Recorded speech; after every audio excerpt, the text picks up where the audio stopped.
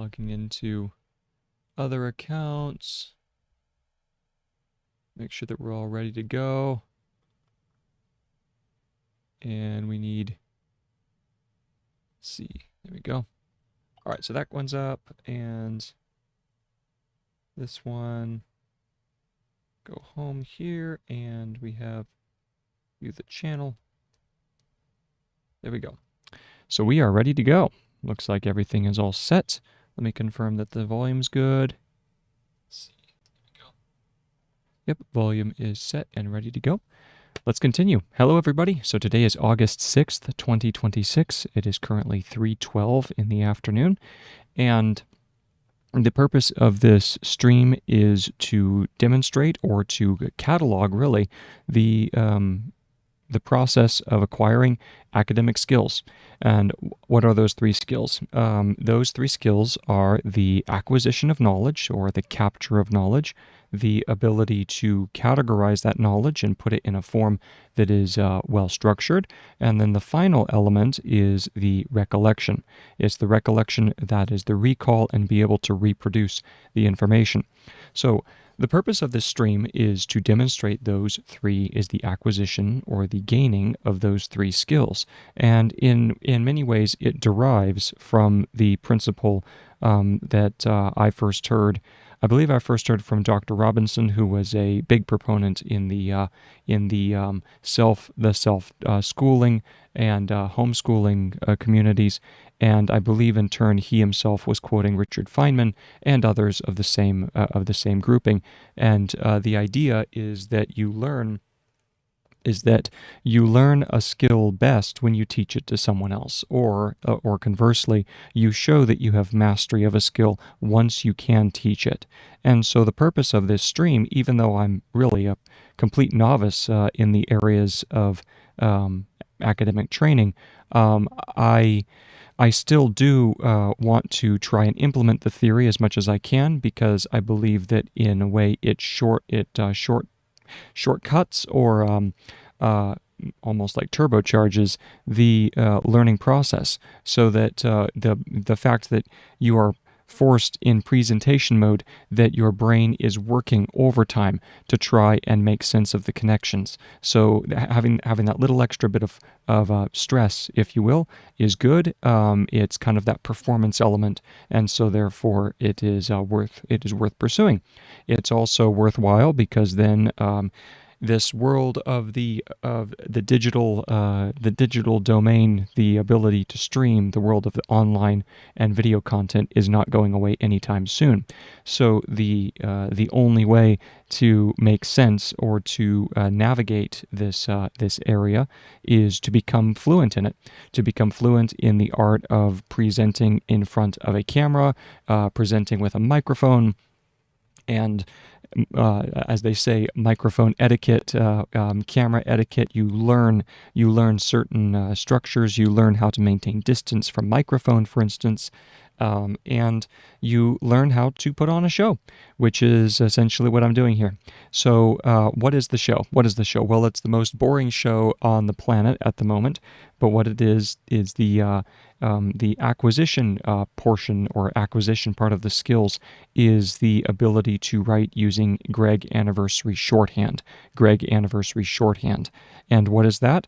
It is a method of handwriting by which you are focusing exclusively on language as it is phonetically presented, not orthographically, which is the way most of us encounter language.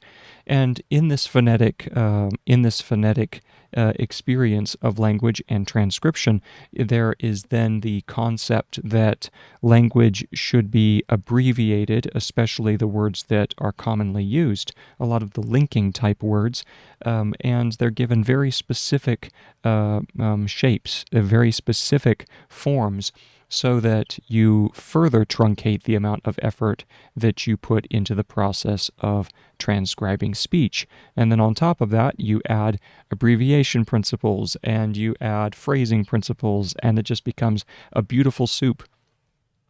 it becomes a beautiful soup of language and of knowledge capture. Now, back in the day, it was necessary for the purpose of speed.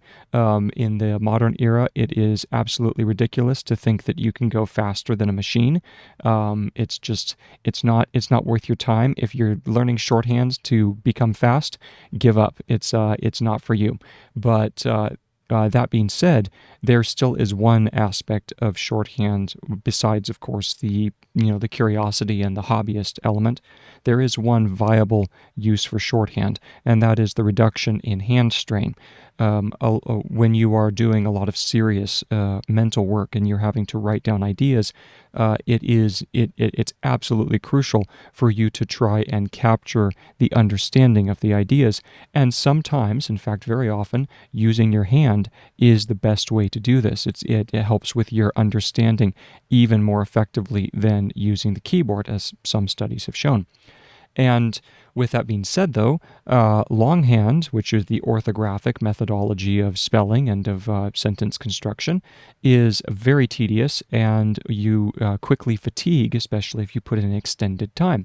Shorthand is an ability to do the hard work of writing down the ideas, of capturing information, but in a way that is more efficient and less fatiguing on the hand, just because the sheer number of strokes has been reduced by easily, a factor of 7. I don't know the exact number. That would be an interesting frequency figure to determine. But anyway, so it is necessary then to reduce the amount of strain in order to allow you to function for a longer period of time. Now, that is the main reason why I am learning shorthand, and that really, to me, is really the only valuable use of shorthand at this time. Maybe as I go further, I will find there are other aspects of shorthands that prove to be even more valuable, but at this moment, it's really that the idea of reducing strain and fatigue is my main reason for pursuing it as a skill.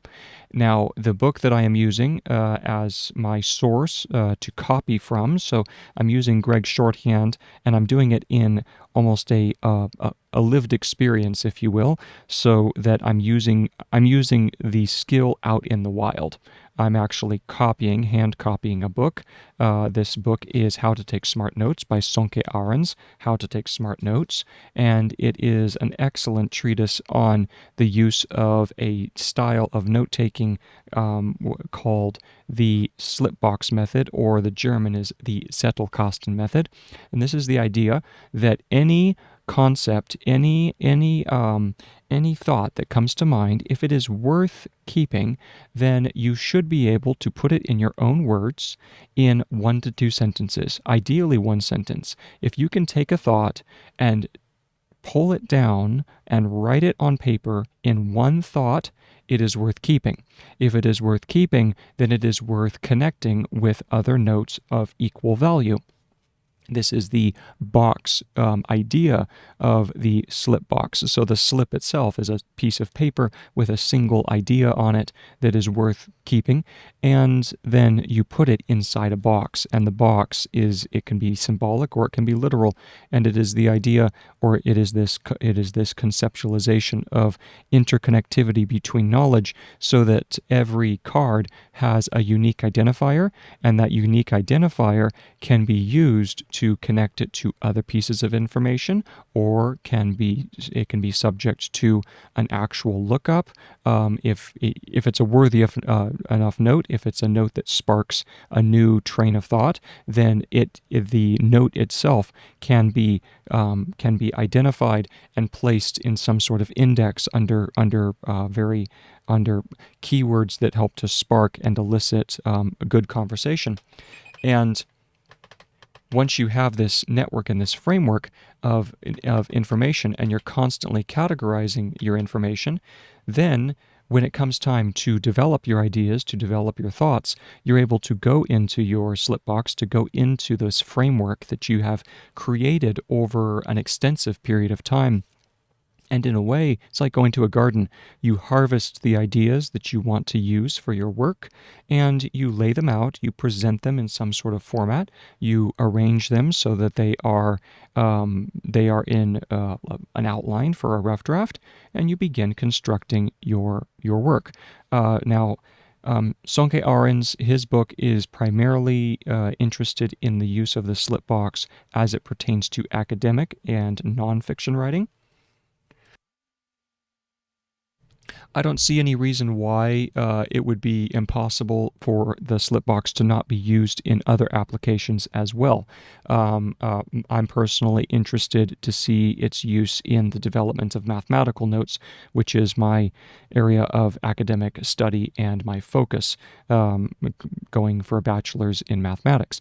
So with that idea, the concept is that the slipbox would still be useful in a mathematical idea or in a mathematical framework where you have every mathematical concept. It has to be boiled down to one or two sentences, and then you connect them in some sort of framework according to some sort of schema that would help you then build out your knowledge base. Okay, this works for if you're listening to podcasts, if you are reading books, if you are reading articles, if you are doing anything where ideas are being dealt with. You have and you want to note something down, you quickly jot it down, and then after a brief period of time, usually in the evening, you then look back over your quick jotted notes and you say, was this idea worth keeping? If it was, you turn it into the format that allows you to then put it into the slipbox. And that is the nature. That is the reason for a slipbox. That is the reason for its application.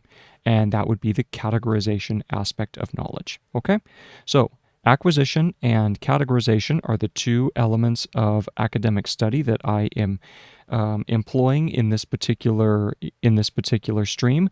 Recall is, to be honest, recall is it's actually presenting, it's streaming on the screen in some way. That is part of the recall process, building up the rigor of the mind to be able to hold on to longer passages of information. So it's not necessarily the main emphasis of this study. I'm not teaching any sort of mnemonic methods as of right now. Later I will, but currently the two main aspects of study that are important to me and that are the reason why I continue to do the streams is to demonstrate the writing of shorthand, but also to practice myself, and also to go over the excellent ideas of Sonke Ahrens on the slipbox. With that being said, let us begin. There are, just a quick note, there are all sorts of interesting links and things. If you're interested in some of the process, then there are links down below in the description. So without further ado, let us begin.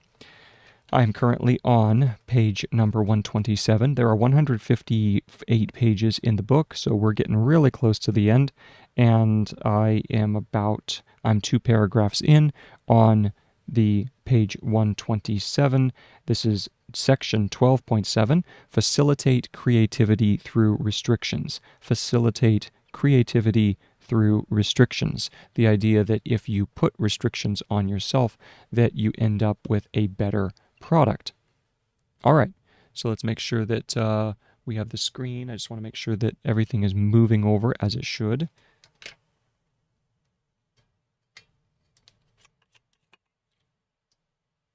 Restrictions. The idea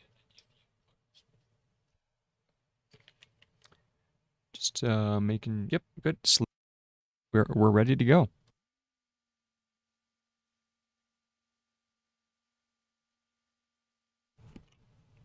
The stream is going to be about 2 hours and 55 minutes.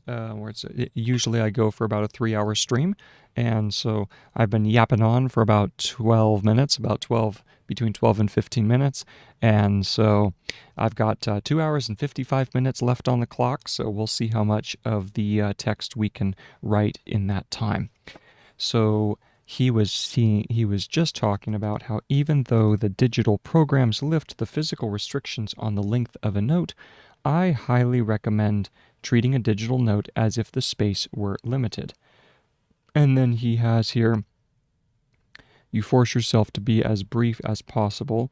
the restrictions by restricting ourselves to one format. So let's go and take a look and see where that is. This is restriction by restricting, and so we need to put a dot there. I just saw that right there. By restricting ourselves to just one idea per, let's see here. By restricting ourselves to one format, we also restrict ourselves to just one idea per note, and force ourselves to be as precise and brief as possible. And that's the key, is brevity. And force ourselves to be as precise and brief as possible. One note. And force ourselves to be as precise and brief as possible. To be as precise, and that's precise. That's probably going to be a precise. Let's see if that is correct. We go precise. Let's see if indeed that is the way that it's supposed to be. Nope, it is P-R-E-S, okay? So let's go ahead and fix that. We move this back up here. Precise, all right? We restrict ourselves and force ourselves to be as precise and brief as possible. And I really do need to check brief to make sure that there's no E vowel added to that. So we go brief, and there is an E. There is an E added to the vowel. If you notice that the computer screen or that the word lookup is mirrored, the reason for that is because I am left-handed, and so therefore I write all of my text in a mirrored format, but then I switch the view for you guys on the stream so that you are seeing the text written as you normally would write it, which is left to right. But of course, it's not really useful for me to show the lookup as being switched, because then as I'm typing words and showing the forms, then all that text would be flipped for you. So if you can put up with the mirroring of the forms, more power to you. It's a really good skill to be able to flip language. It's very good for the brain. But anyway, so that explains why you will see different forms. All right, let's go ahead and continue. Brief as possible. And that's the end of the sentence. The restriction to one idea per note. The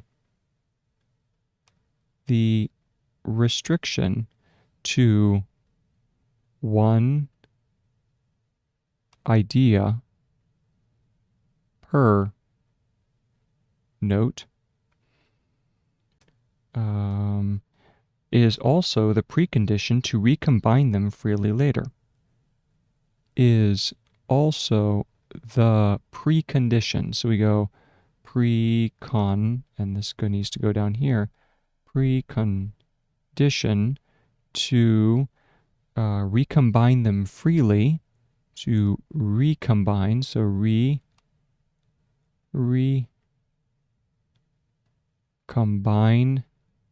them freely. And freely is the one where we do a circle. I don't know if it requires a double circle. Some words, in order to add the L in this instance, in freely, it requires two circles. So we take free and then we do freely.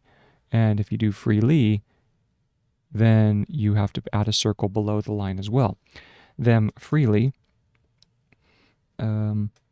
to combine them freely later. So we then go later. All right. Lumen wrote notes on A6 paper. Lumen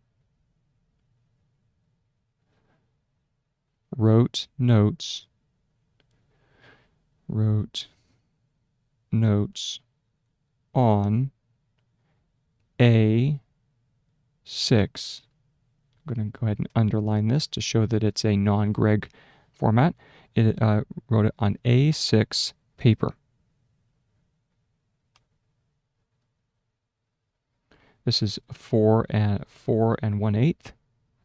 So here we go. This is 4 and 1. Which way does that? Okay, yep, turns up 1/8 by. We'll do a little X symbol for that. 5 and 7/8. 5 and 7/8. 5 and 7/8 inches. So there's a circle there. Or inches. And we'll underline that. Or 105 by 148 by 148 millimeters. Okay? And that's just a little bit, that's essentially a 3x5 card. In the US, I think we have more that style, although we probably have A6. We probably have A6 cards as well. But anyway, be that as it may, it's essentially a small format so that your ideas are truncated and you can't really go beyond one sentence. A good rule of thumb for working digitally is a good rule of thumb for, that's thumb, so we need to go like that. Let me check thumb. I don't know if thumb is in the dictionary.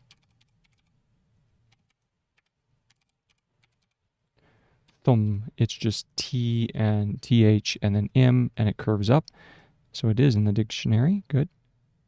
A good rule of thumb for working digitally,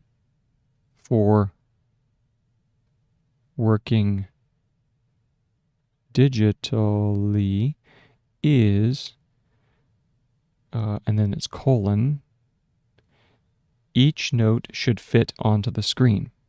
Each note should fit onto, and this is onto the screen, S-K-R-E-N, screen, and there should be no need for scrolling. And there should be no need for scrolling. Scrolling. There we go. S-K-R. There we go. There's scrolling. Move the page down a little bit. And that's the end of the paragraph as well, because we had started working on it before our break, so we were about a couple sentences in. So now let's go ahead and highlight this new paragraph for the next page, and we go back up to our previous paragraph marker, which is here, and we are at even though. So we grab our highlighter, and we start reading through. Go ahead and get a little sip of water.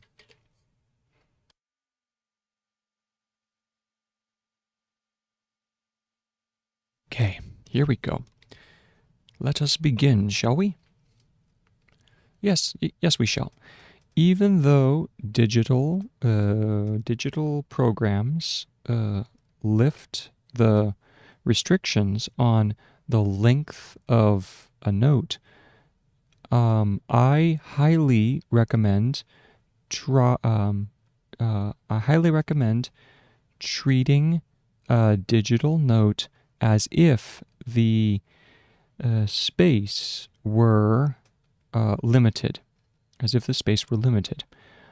By restricting ourselves to one format, we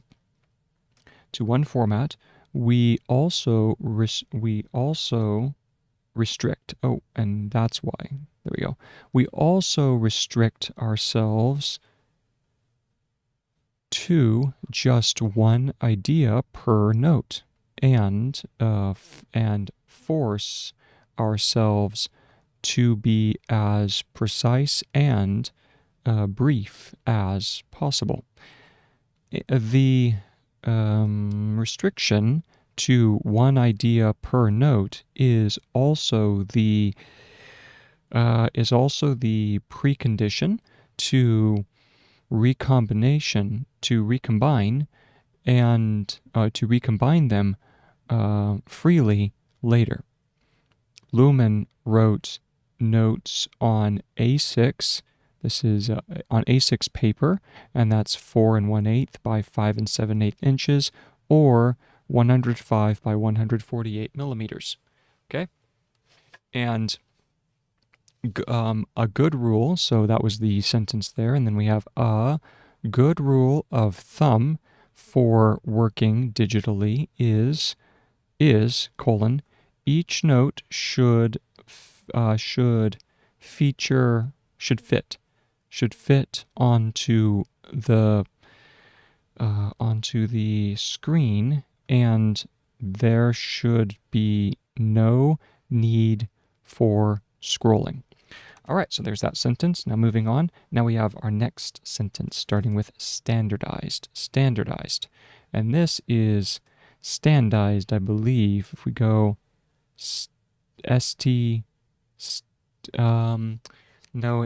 what is standard? Standard. I can't remember what standard is. Let's go take a look at that. Oh, that's right. It flips backwards on itself. It flips backwards. So if we take a look, it uses a reverse R principle. So we go standardize,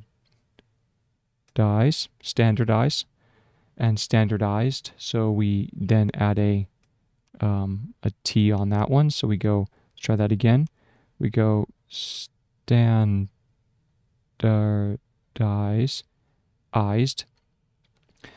Notes. Standardized, oh no, it's not standardized notes, just standardized, is also the way we treat literature. Is also the way we treat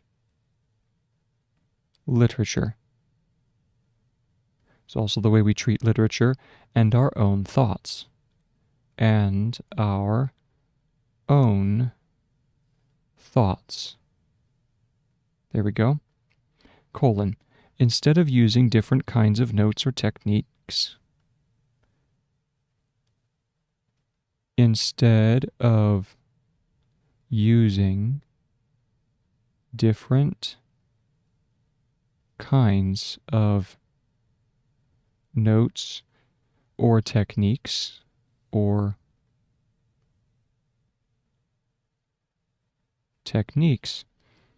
different kinds of texts or ideas, for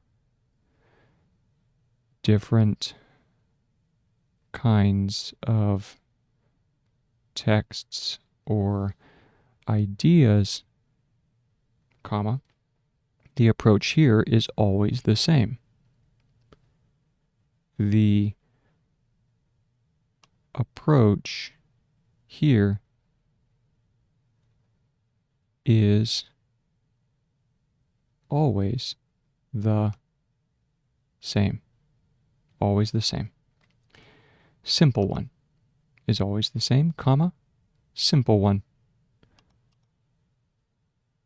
When in doubt, follow the KISS principle. Keep it simple, stupid. The simple one. Period.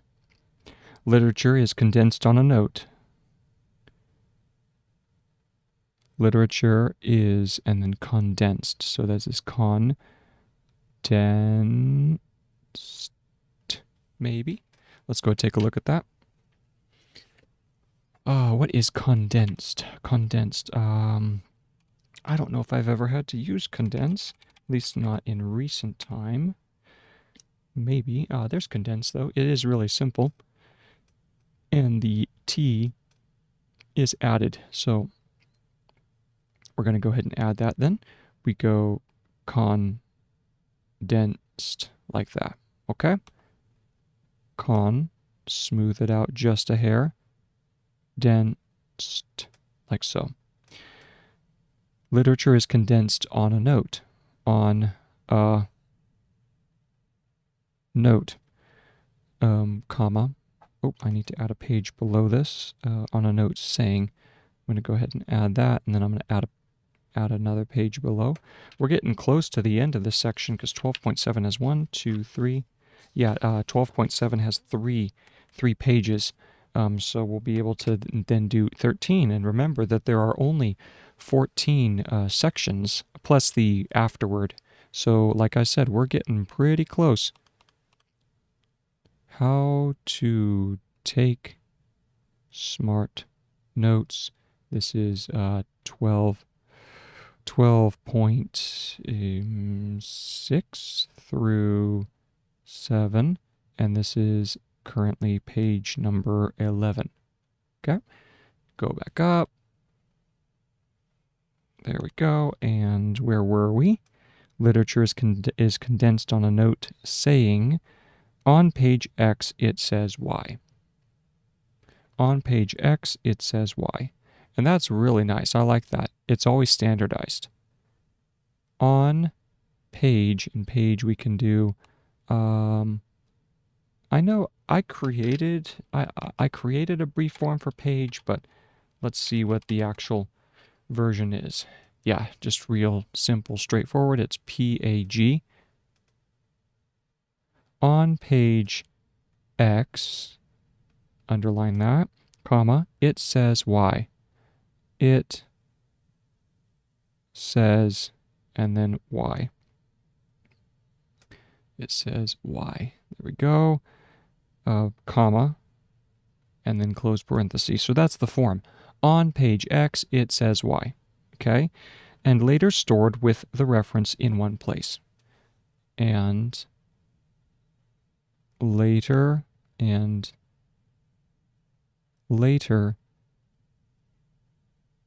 stored in one place. And later stored in one place, period. Ideas and thoughts are captured on the slipbox notes. Ideas and, let's see, ideas and thoughts are captured. Ideas and thoughts are captured, and now captured is captured, I believe. Captured. Ideas and thoughts are captured on the slipbox notes. On the slip box. It's so funny. The last few times slipbox has gone across the lines, but I need to check captured first. Capture. Not patcher. I need capture. Capture. Oh, what was that? Okay. Capture is okay. What am I thinking of? Because there is another form. It's capacity. Is that what it is? No, because capacity is KAP and then the city ending. What is KAP by itself? Capable? No, capable is K. Oh, whatever. You know you're starting to go a little crazy when you're sitting there trying to think, what word is that? What word is that? All right, let's go ahead and go back into capture and change it up a little bit so that it's not whatever that thing is. So we're going to go capture and then captured. On the, and then slip box is over here. Slip box. Let's go ahead and zoom out just a hair. Makes it easier on the writing. On the slip box. Okay? Good, you can see that? Yes, good, good. On the slip box. On the slip box notes. And connected to other notes always in the same way, and connected to other notes, always, always in the same, always in the same way. In the same place. In the same place. Period. These standardizations mean the technical side of note-taking can become automatic, and that's huge. When you don't have to think about writing anymore, it's just so much better. These standardizations,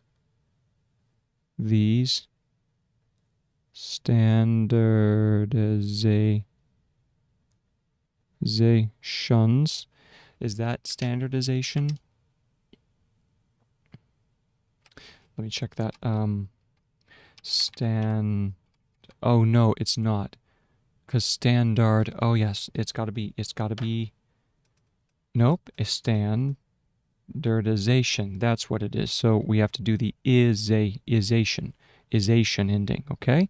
So we go st, isation, like so, okay?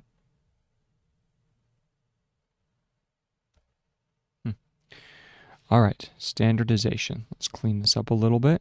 Standardization, like so, okay? Standardizations, yes, plural. And that curves in. Mean the technical side of note-taking. Mean the technical... Oh, wait.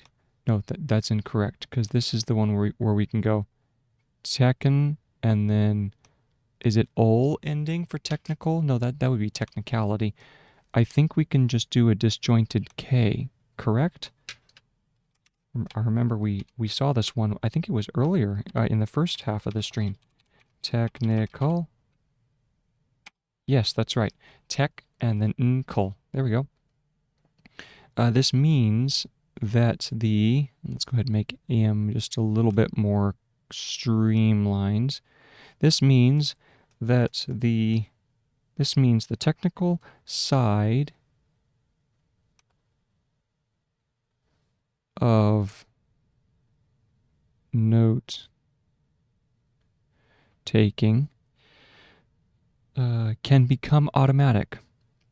Can become, and then automatic. So that's autom and then atic underneath. Like that. No, automatic is the circle, right? That's automatic because the other one is automate.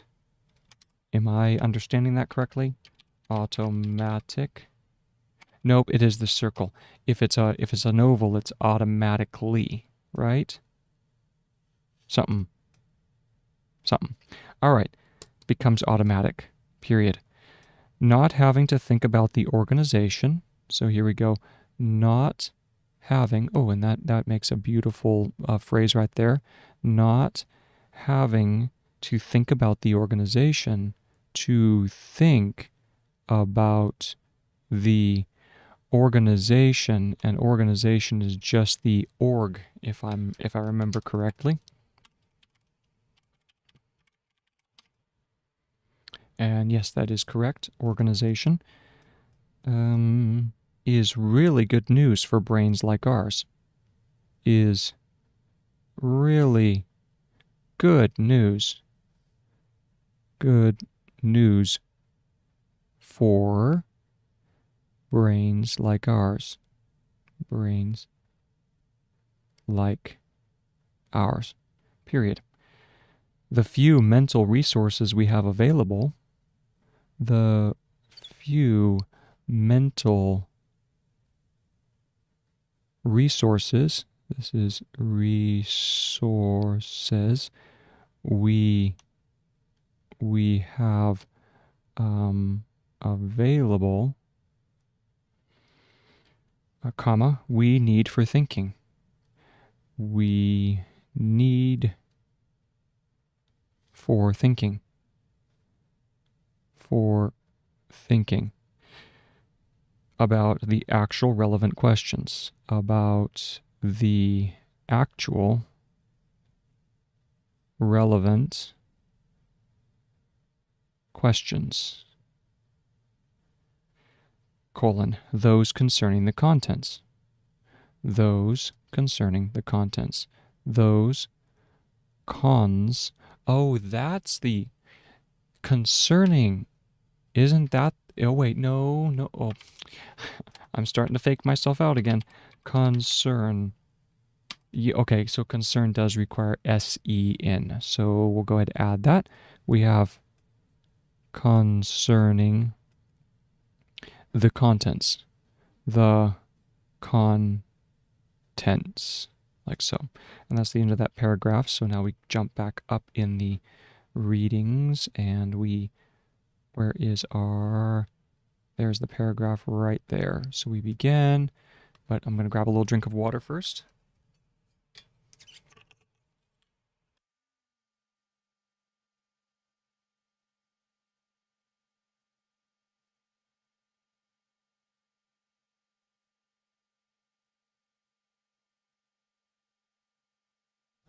Okay, here we go.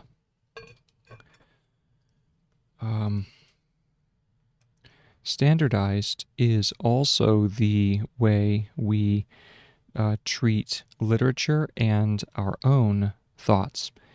Instead of using different kinds of notes or techniques, if different kinds for different kinds of texts, our ideas,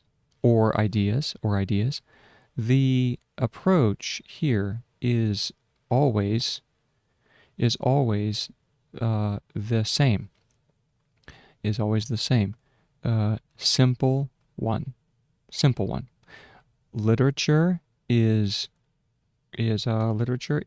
condensed on a note saying on page X it says Y. And later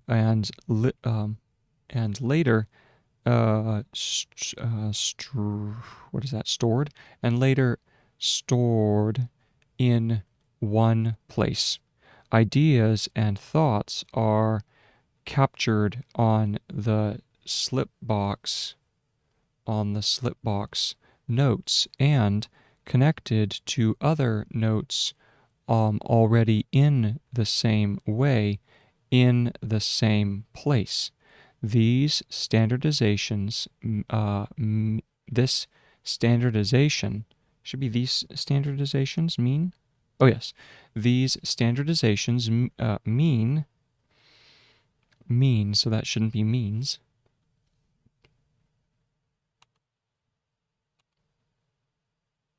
Mean the technical side of note-taking can become automated.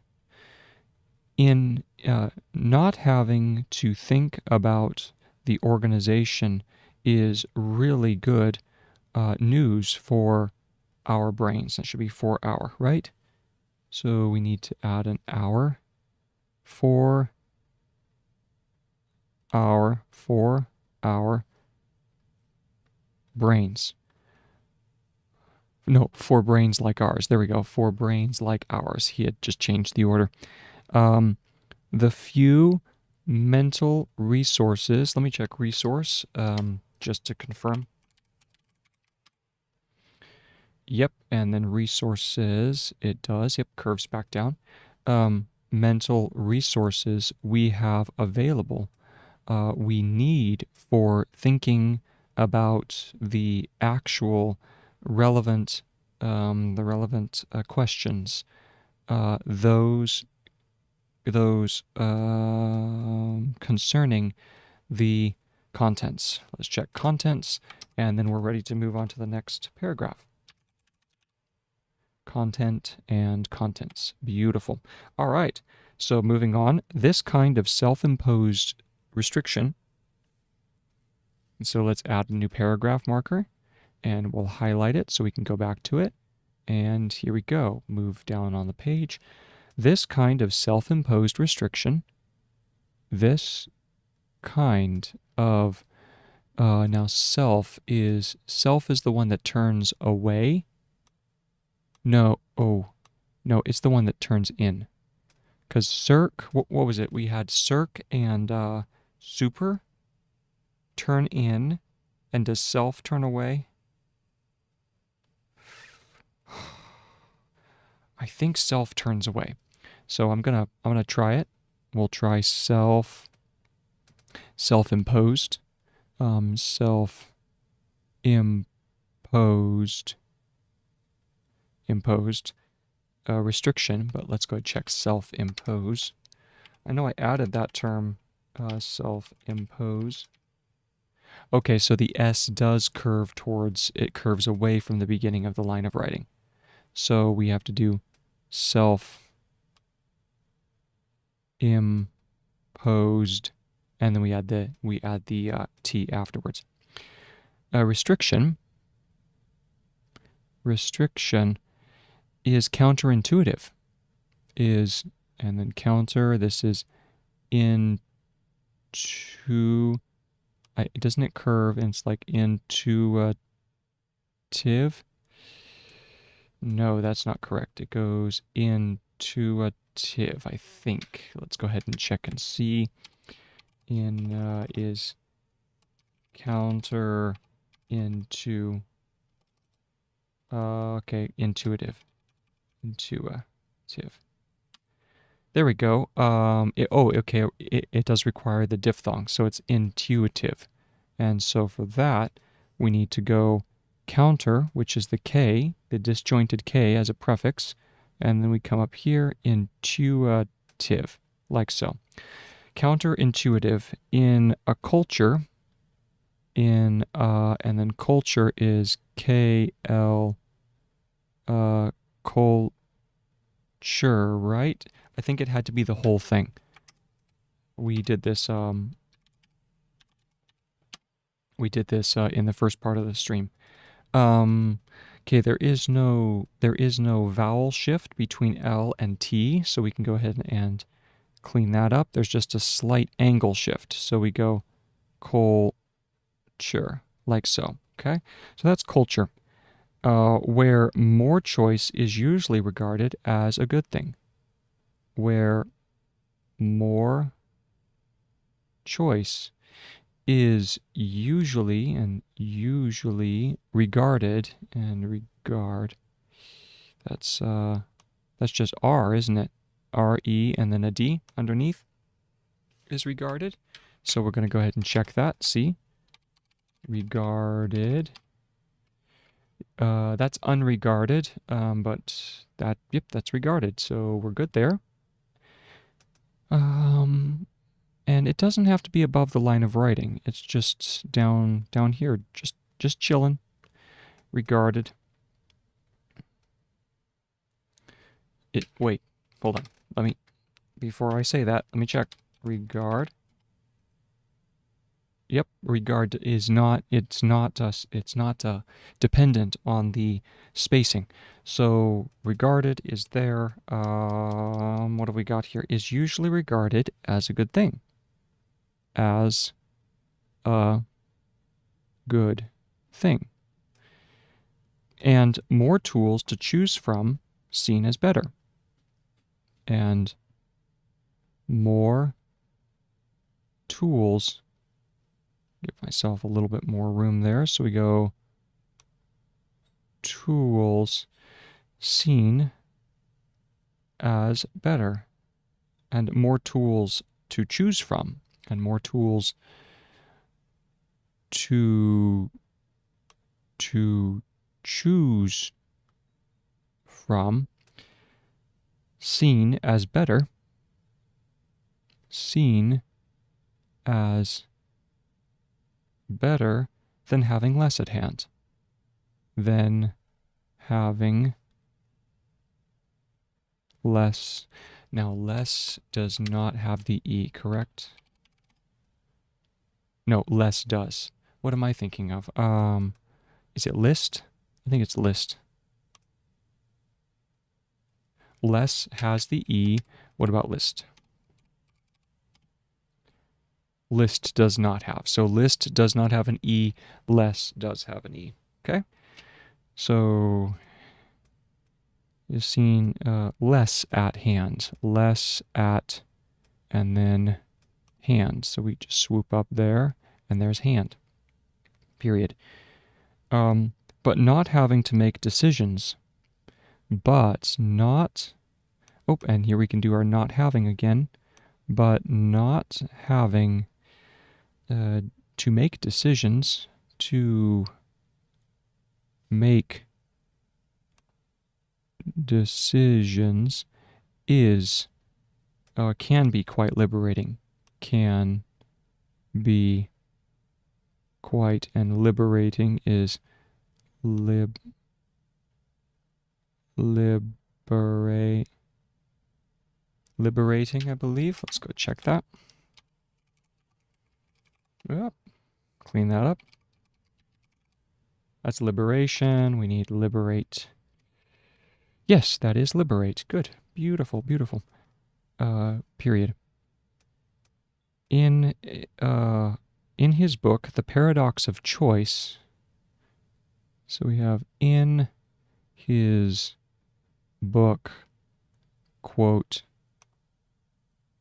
The Paradox of Choice, and para is a disjointed P at the beginning, and then docs just goes, it's like text, except it's docs, so you just curve up at the top.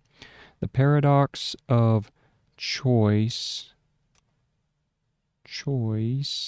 okay, close quote, comma, Barry Schwartz. Now, Schwartz is going to be Schwartz. That's going to use the same principle as wart. Schwart. So let's go ahead and look up the word for wart.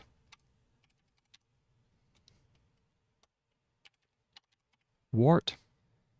And that's thwart, athwart, swarthy. Good. So you see how the principle for the w sound is just a line underneath. So what we would do, Barry Schwartz. So we would take the same principle as like swarthy, and we would go Schwartz like that, and then just have a line underneath. And the line underneath gives us Schwartz.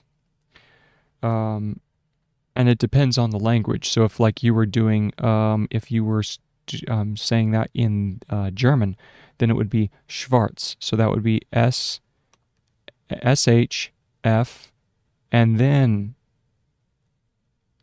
R, T. And that would be Schwarz. Okay? But anyway, I digress. Used. So Barry Schwartz used, and the numerous. Numerous is numus, right? So we go numus,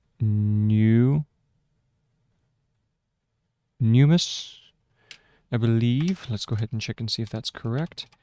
Numerous. Nope, it's the diphthong. So we go, oh, that's that other one. We just used that earlier. What term was that? I can't remember. I'm sure I'll come across it again. So this is numerous, okay? And there's no need for the S. New. So numerous, it requires the diphthong. Used numerous examples.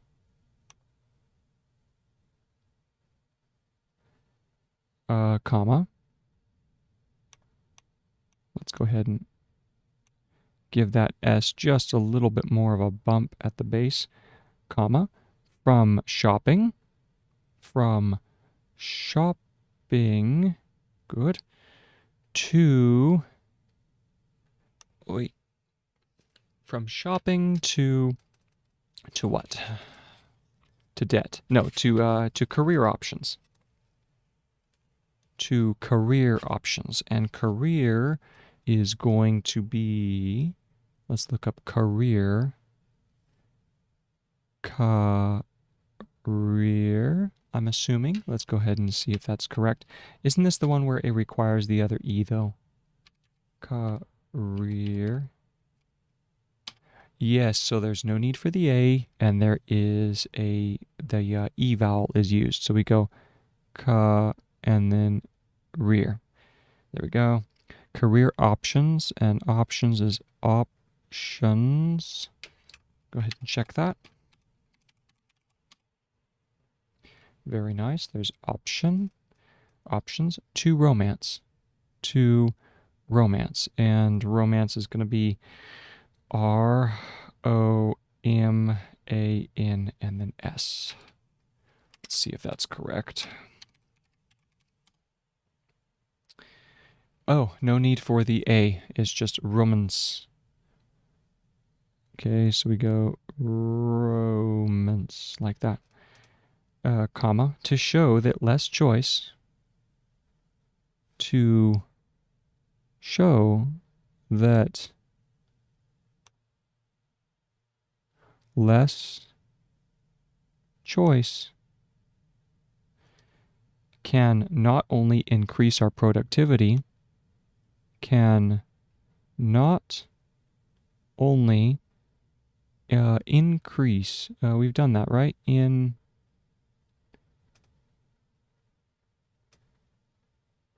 What is increase? Increase?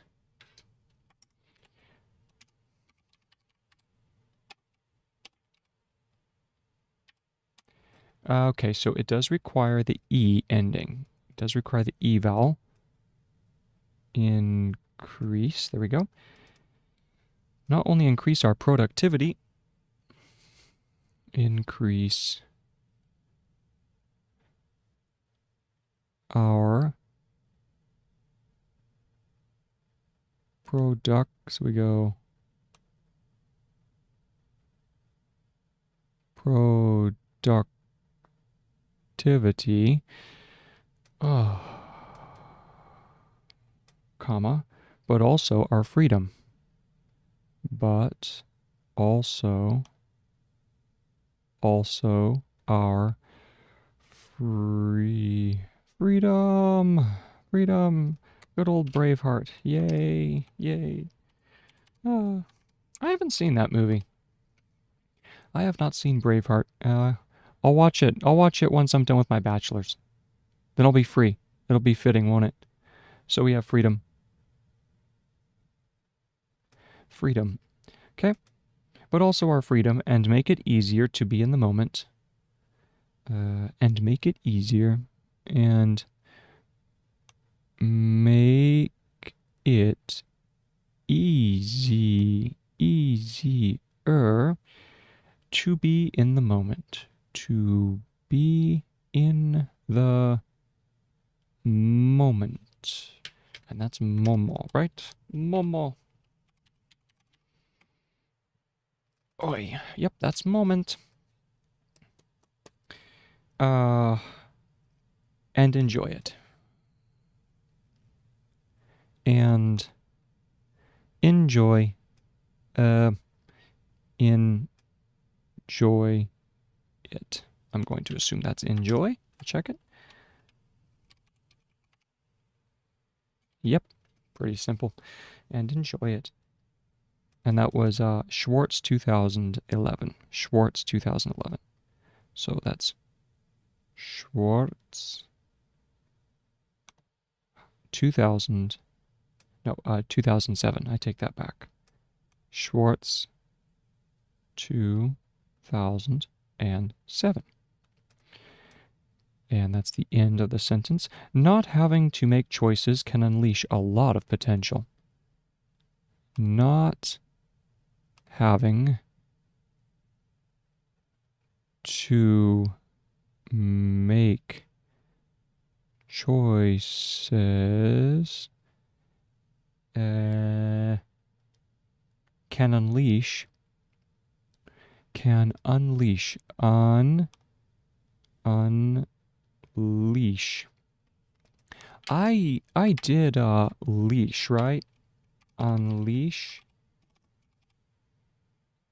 Yes, yep, that's the one that I had to add. Unleash. A lot of potential.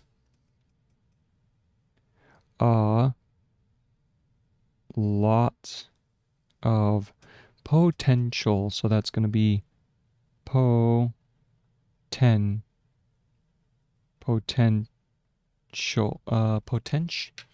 Potential?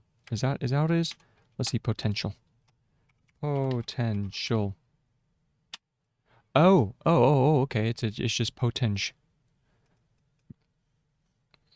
There we go. Potential. Oh, okay. Comma, which would otherwise be wasted. Which would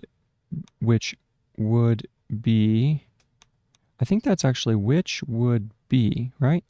Which would be otherwise, and that's otherwise wasted on making these choices. On making these choices.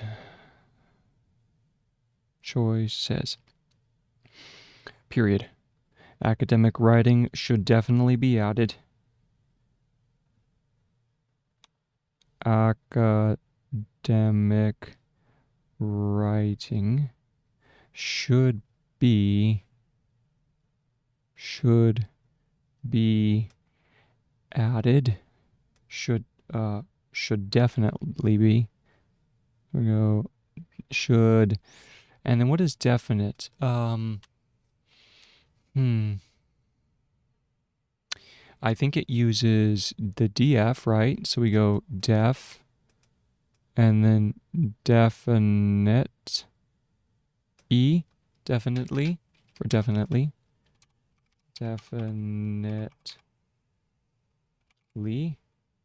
indefinitely. So, okay, it's just definite. DFNE.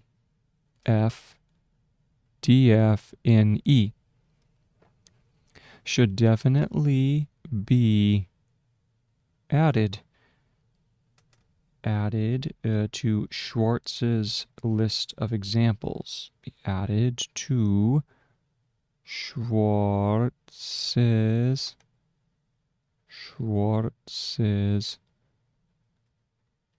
list of examples where in which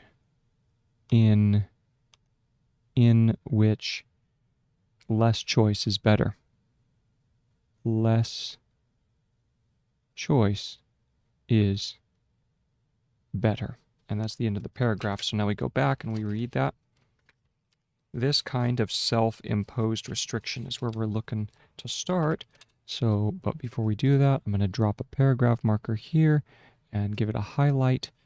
That highlighter has really come in handy. I'm also going to grab a little sip of water, because water's always good.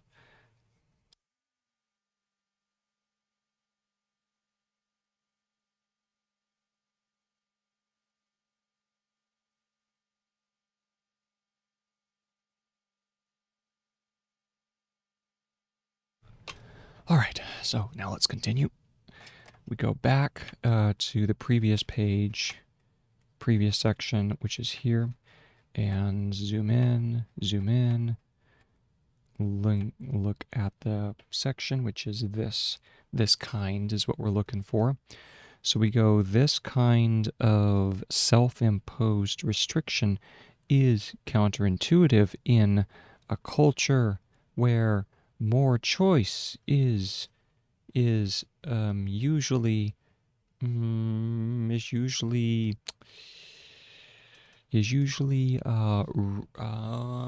that is regarded. Yep, that's regarded. Usually regarded as a good thing. and more tools to choose from, seen as better than having less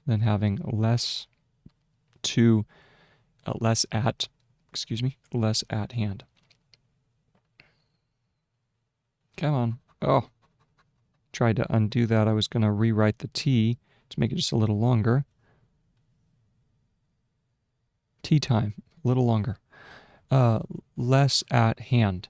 But not having to make decisions can be quite liberating.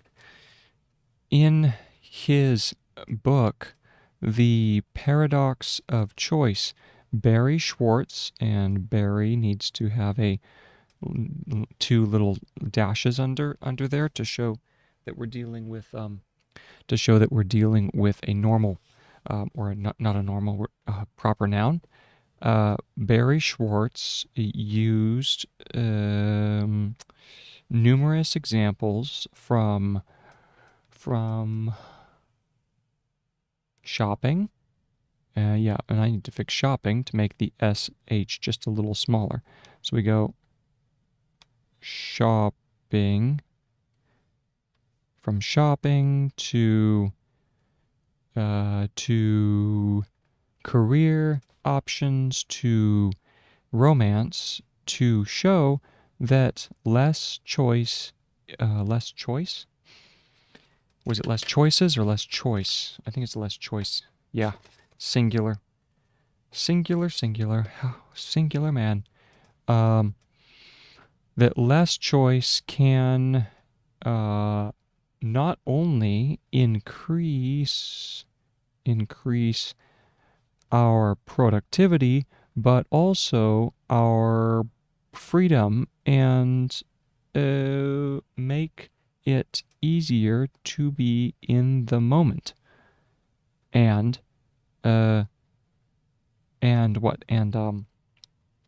enjoy. And enjoy it. And that one was Schwartz 2007. Not having to make choices can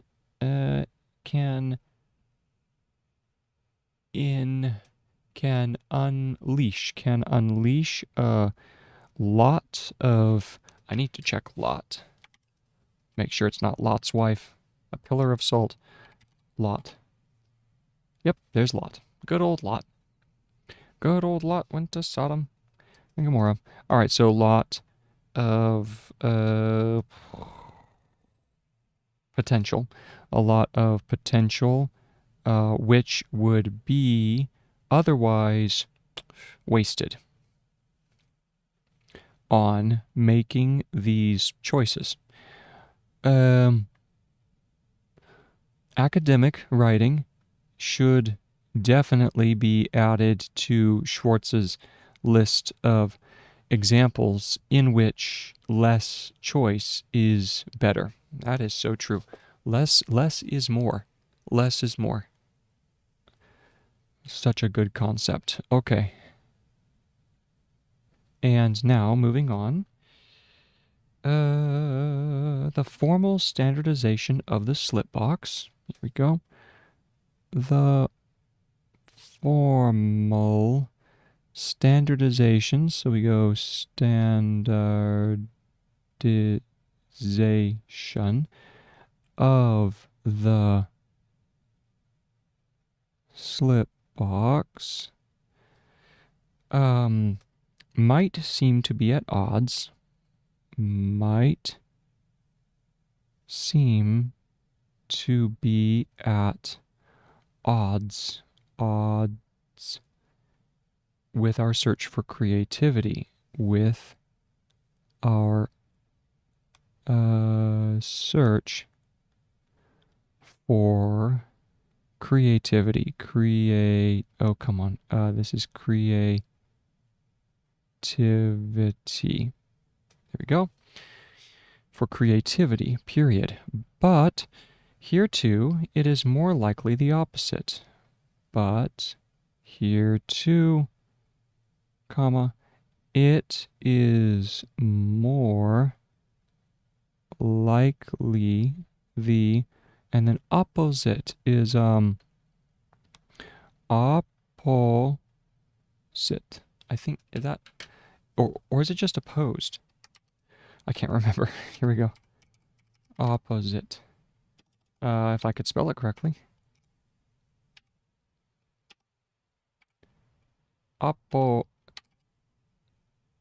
Why can't I spell? Hold on. How do you spell opposite? It's O-P-P-O, right? Yes. O-P-P-O. Oh, man. I tell you. Uh, my. Oh, okay. Opposite is just O-P-O-P-O-S. O-P-O-S, yeah. Oh, that's the way my brain's feeling right now. P-O-S. Okay.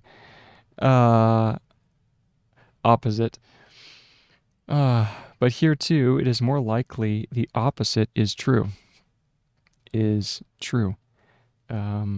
Thinking and creativity can flourish under restricted conditions. In fact, even more, I think, that's what he's saying. Thinking and creativity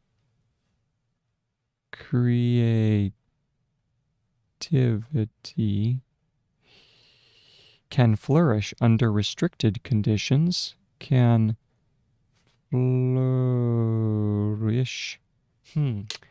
Flourish. Is that an EU as well, I wonder? Flourish. Flourish. Flourish. F-L-R-S, F-L-R-S-H. F-L-R-S-H. So we'll add that in here. F-L-R-S-H. Like so. F-L, come on now. F-L-R-S-H. All right. Under restricted conditions. And this is under, and then restricted conditions. Conditions. And there are plenty of studies to back that claim. And there are plenty, is this an NT? Plenty? Plenty, maybe? Maybe if we do plenty like that. Let's check it out.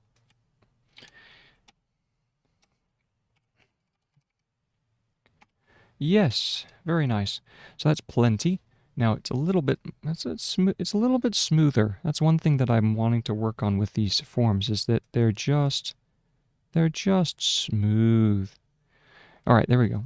Plenty of studies to back that up. Of studies to back that up. Period. No, that is, I have to back that claim. To back that claim.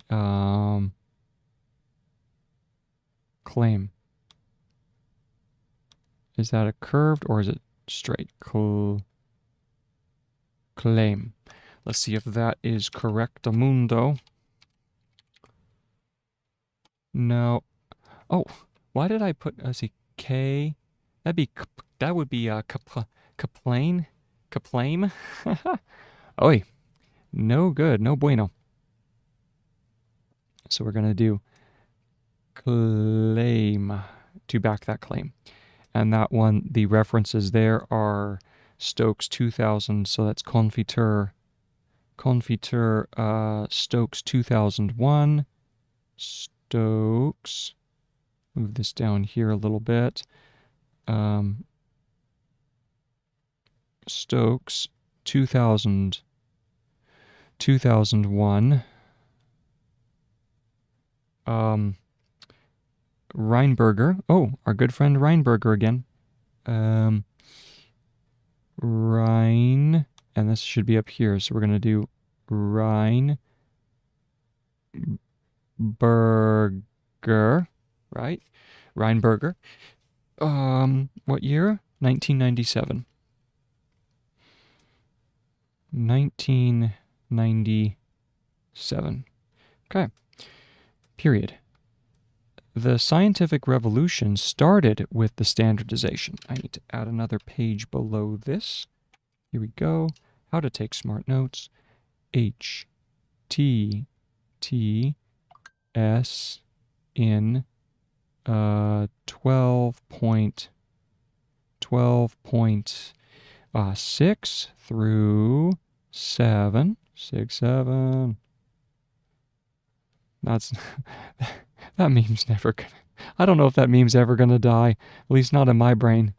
Okay. Oi, and what do we get?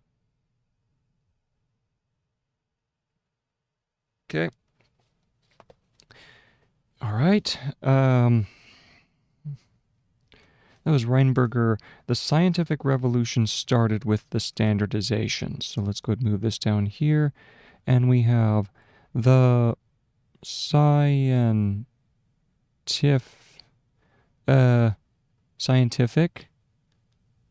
right? I think that's science. I'm blanking on it now. Scientific. Yes, that's scientific. The N has to be shorter. It's so interesting because I'm not really seeing a whole lot of standardization, speaking of standardization, of the shapes. But N is always much shorter. Now, part of that is because a lot of the N is taken up by the circle of the S. So maybe that's the answer, is you think of starting the N here, and then it fills out. That does make sense. Okay, so that's scientific, the scientific revolution, and revolution is RV. Is it just rev? I think it's just rev. Let's go check it.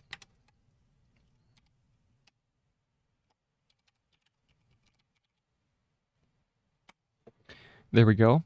So RVOL shun. RVOL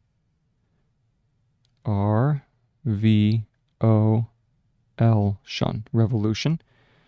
The scientific revolution started with the standardization. Started with the standard. Oop, I've got to give myself a little bit more room, so I'm going to have to move you down here, my brother. Standardization of what? And controlling of experiments. And controlling of experiment. And I think this one has to be, if we go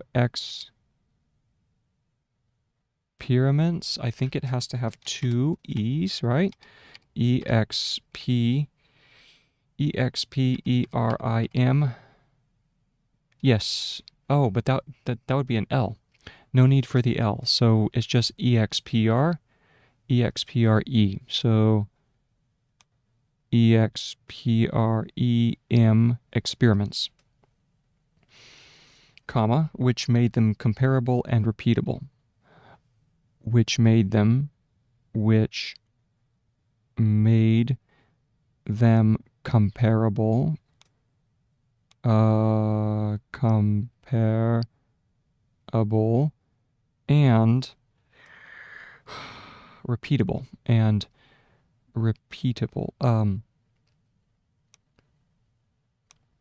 repeatable, right? Need to check comparable and repeatable. Comparable. Oh, grab the whole value. Comparable. Yep, and how about repeatable? Repeatable. Good there too. All right, on both counts. Good on both counts. All right, so that's repeatable, comparable, and repeatable. What else? And that was Schaffen, 1996. So that's probably a little bit of a history of a history reference. Move over here, reference goes here, and this is schaffen. So we open up parens and we do schaffen. Ooh, this is going to be schaffen. Yeah, schaffen. 1996. 1996. Close paren. Or think of poetry. Okay, and this is a new sentence. Or think of poetry. Or think of, and then poetry. So this is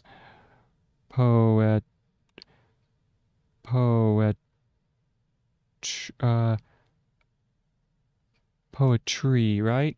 I think it has to have, I think that's it. Poetry. Yes. Good. That's poetry. Or think of poetry. Colon. It imposes restrictions. Colon.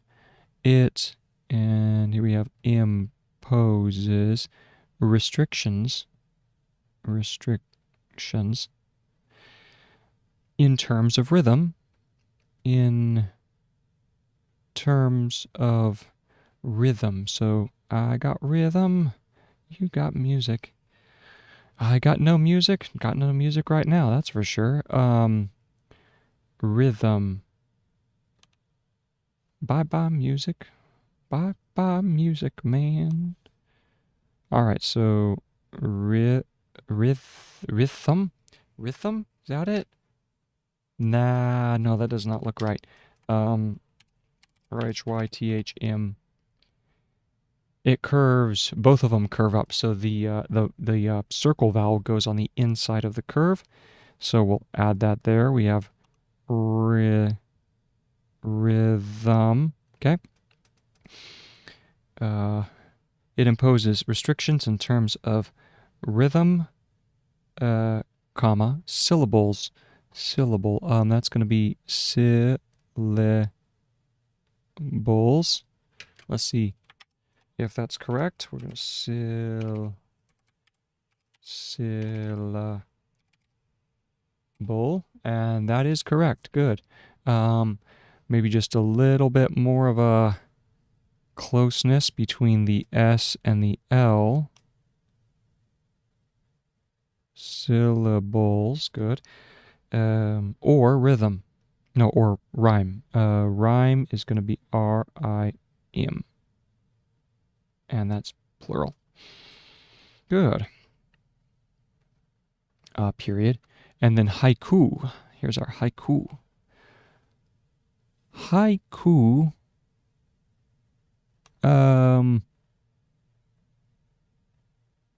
Haiku? Ha. I've never done haiku before in this. Haiku.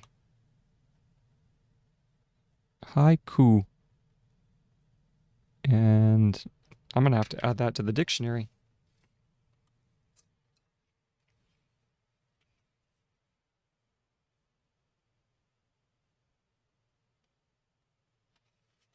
There's good old haiku.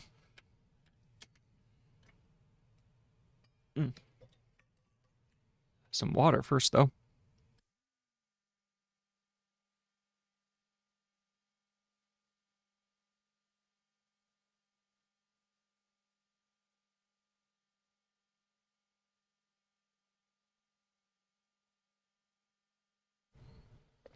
Okay.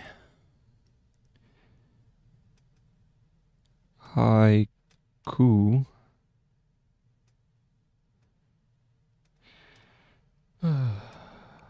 Haikus give the poet very little room for formal variations. Give the poet very little room for formal variations. Very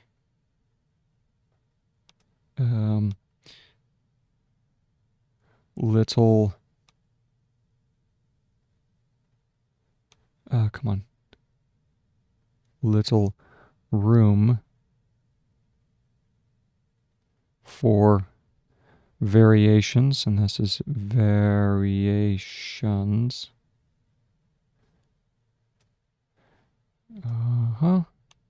Ooh, for, and then there's variations. What is this? For formal variations, So this is, we need to go formal variations. There we go. Comma, but that doesn't mean they are equally limited. But that doesn't mean they are equally limited. We'll have to do limited down here. Limited in terms of poetic expressiveness, in terms of here we go. Poetic expressiveness. What is expressive? EXPR, expressive?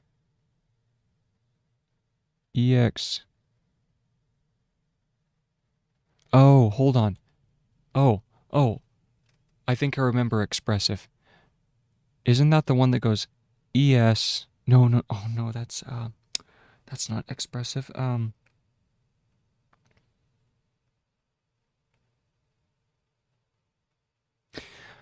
Why, for some reason in my mind, this is coming up as expressive, right? Is that correct? No. What is that? What is that? That is a form that I have banged my head against at least 3 times. Is it that's not external. That is extrasive.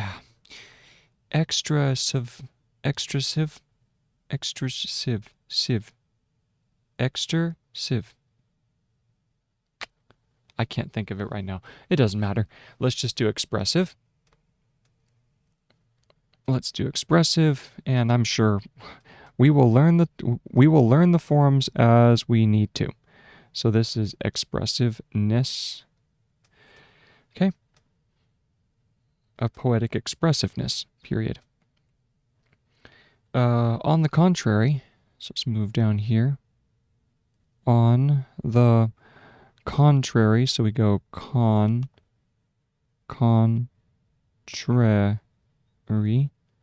And I need to make sure that that is contrary. Contrary. Nope, contrary is just contrary. Makes sense. Contrary. On the contrary, it is the strict formalism. It is the strict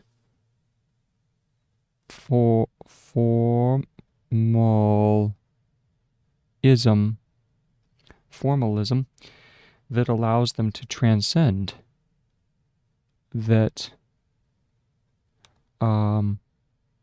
allows them to transcend. Yep, transcend. Oish. I think that's transcend. Let's go ahead and check that.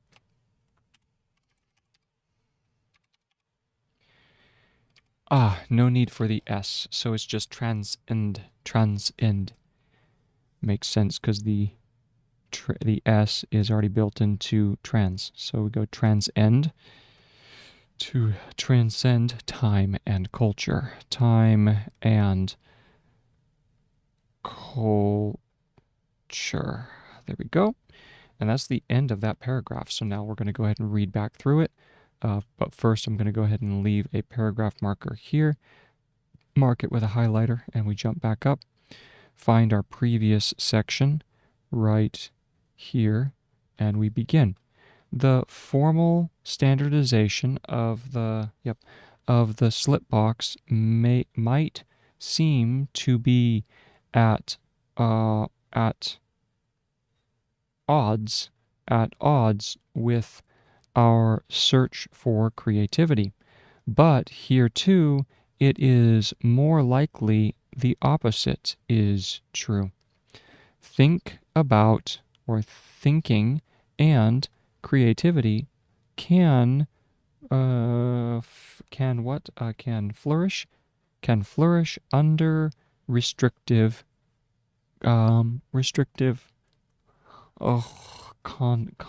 conditions, restrictive conditions, and there are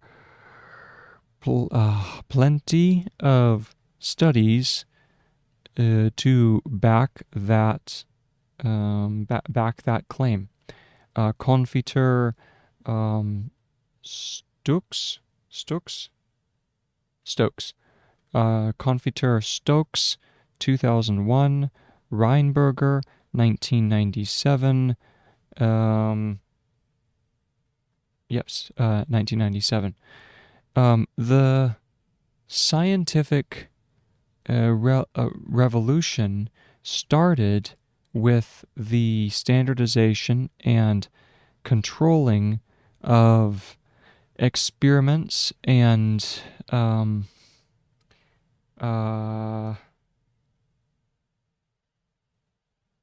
which made them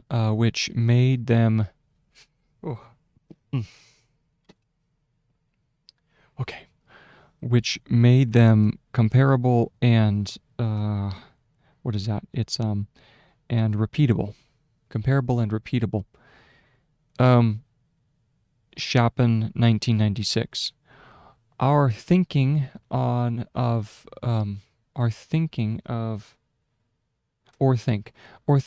poetry. It imposes restrictions on terms of in terms of rhythm, syllables, or rhymes. Haikus give the poet very little room for formal variations, but that does not mean they are equal, that they are equally, let's give equally just a little bit more, that they are equally limited in terms of poetic expressiveness. On the contrary, it is the what is that? It is the structure. On the contrary, it is the strict. It is the strict. Is that strict? Let me check.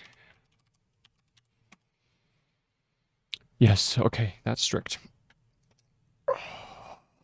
It is the strict formalism that allows them to transcend time and culture. And that's the end of that paragraph. Moving on to the next paragraph. Okay. Language itself is extremely standardized. Here we go. Is it just lang? I think it's just lang. Right? Let's check it. Language. Yes, good. Language itself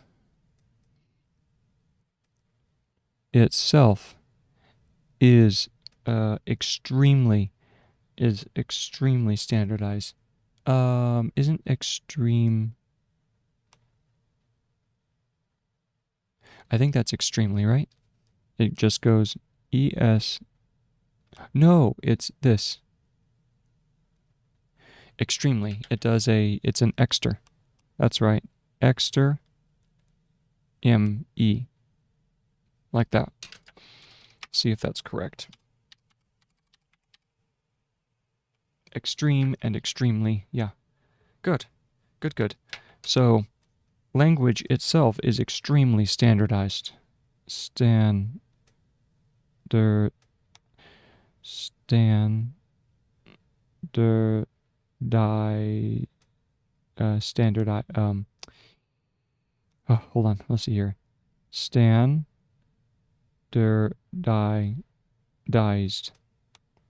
like that. And limited in many ways. And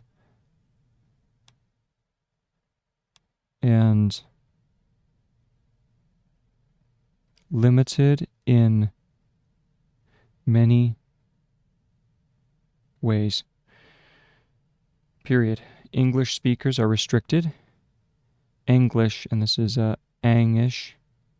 English is it speak? Is that speaker? I can't remember.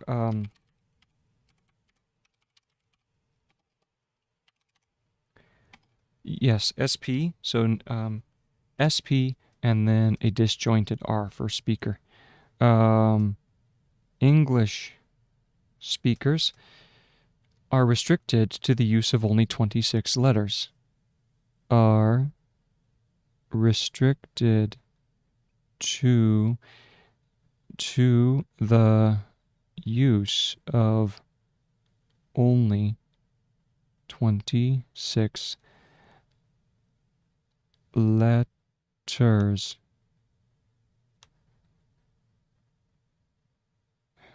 And people still don't know how to use them.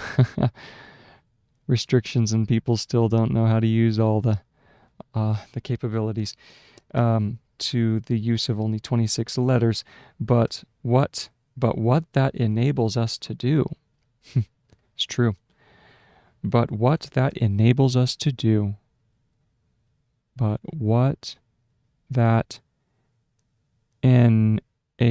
think it's just enables, right? Enables us to do, exclamation point. Okay. I need to check enable.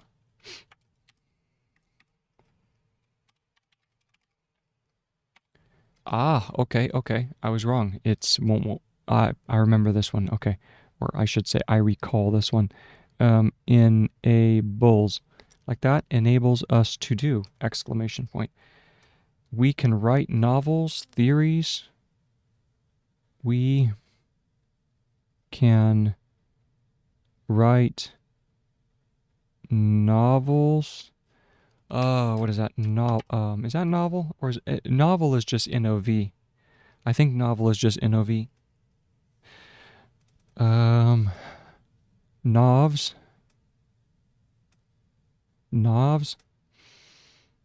Comma, theories. Comma, love letters.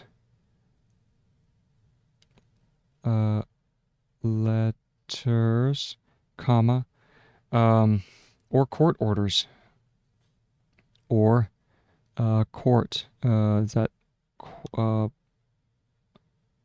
what is court? Is it just KT? I think court is just KT. Or court orders. Let's see here.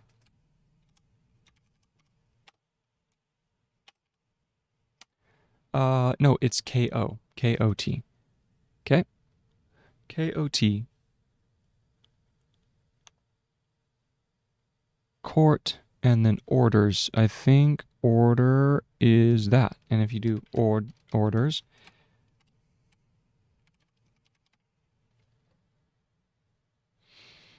really? Order is just the just odes? Huh. Okay. All right, well there we go. So if that's the case, then we just put an S on it for orders. Or court orders. Hyphen. Just by rearranging these 26 letters. Just by rearrange. And this is a dot. Oh no, it's a I think we add a circle vowel, right? rearranging. If we look at rearrange, no, it's a line. It's a line that goes through the center. So we'll fix that. We go by rearranging, and this has a line going through. By rearranging these 26 letters, these, and then 26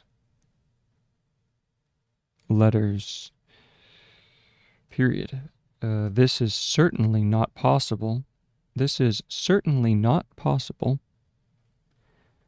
This is certainly not possible. Oh, yeah, come on. Possible. Despite the restriction to 26 letters, and despite is I think it's despite. No, that's decide. It's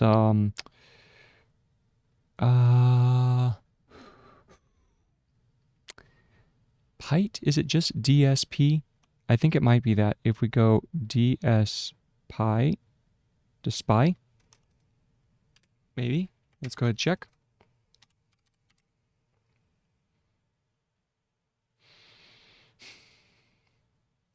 Oh, interesting. Interesting. DSPI. Very interesting. So it curves, and you have to go backwards. Wow, that's an interesting use of the theory. Very interesting. So you go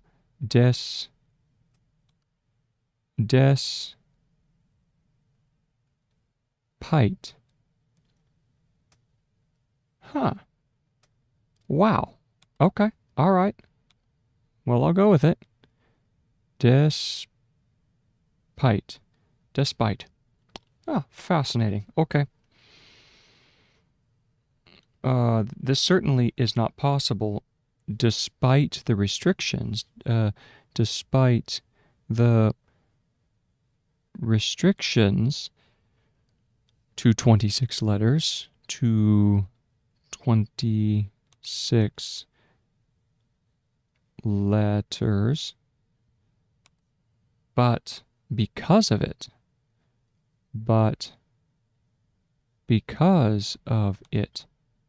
and because is underlined.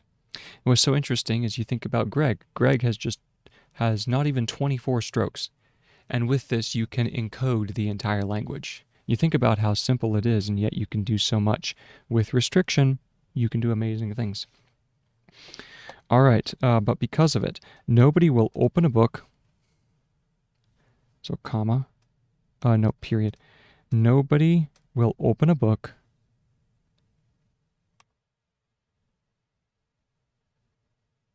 will open a book and wish it contains more types of letters. And wish, is that oosh, or is it, what is wish? Oh, man. Wish. Is it ooh-ish? I think it's wish. Yeah, I think it's that. Let's check that. Wish. Oh, no, it is just oosh. It is just oosh. And wish,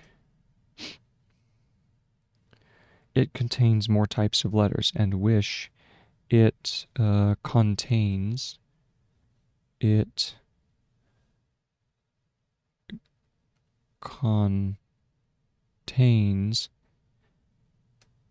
more types of letters. More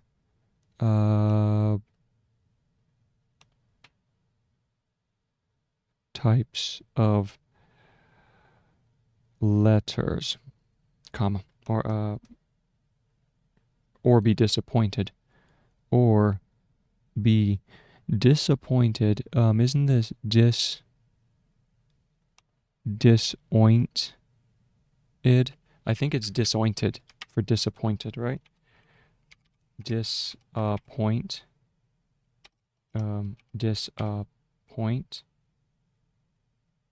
No, okay, it's just de-oint.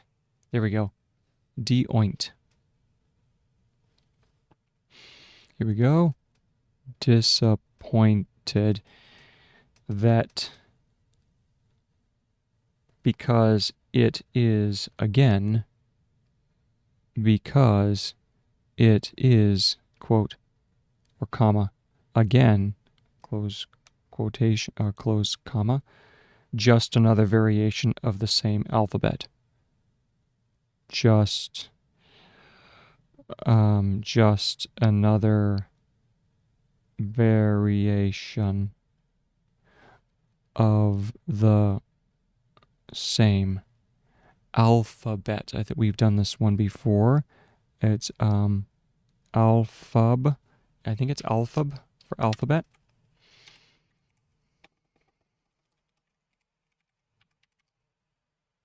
No, just ALF. ALF, okay? So we go ALF for alphabet. There we go. And that's the end of the O.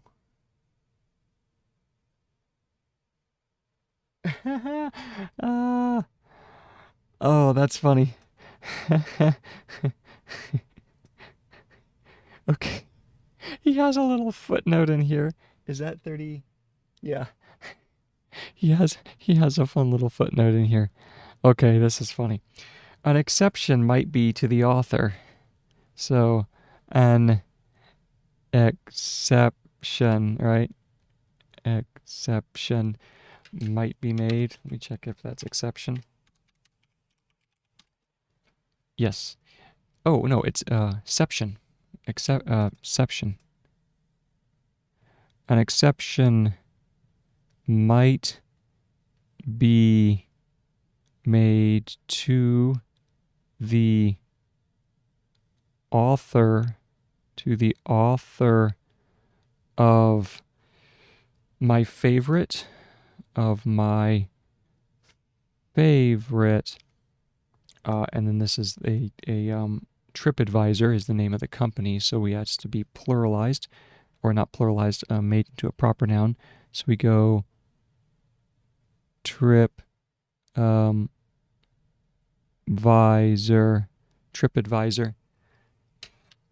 Oh, hold on, let me see if that. I should just do this one. Advisor. Hold on. Advice. Oh, okay, it is not disjointed. It's not disjointed. So we put those back together. Come on. TripAdvisor. And that's also pluralized. Not plural, normal noun.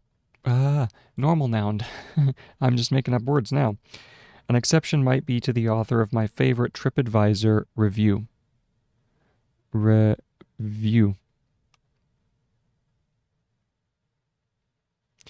Period. He wrote of a museum I visited and enjoyed. He wrote of and then it's museum, right? I think it was museum. It was museum. Yes, he wrote of a museum I visited,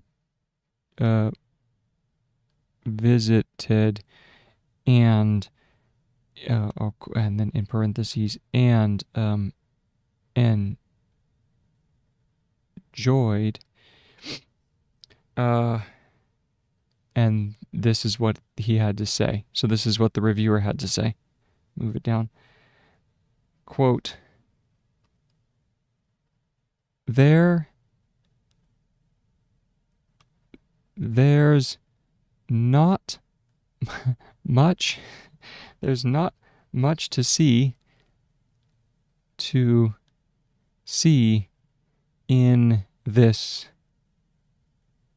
in this museum, period. Just several buildings with paintings hanging on the walls. That's funny. Just several buildings. Uh, just several buildings with paintings with paintings paintings, yep, curves in, I think, right? Or is it out? I can't remember. Paintings hanging on the walls. Hanging on the walls. Which is so funny because the question is, what did you expect? I tell you. With paintings hanging on the walls, I must just be exhausted by this point because that's just way too funny. I'm getting silly. And that one was that reference was from Google. Google. So this is Google colon, right? Yes. User Onska Museum. And this one was user Onska. Boy. Onska Museum Pori Lukistan. Onska Museum Puri, and this is Puri Lukisan. Luki-san.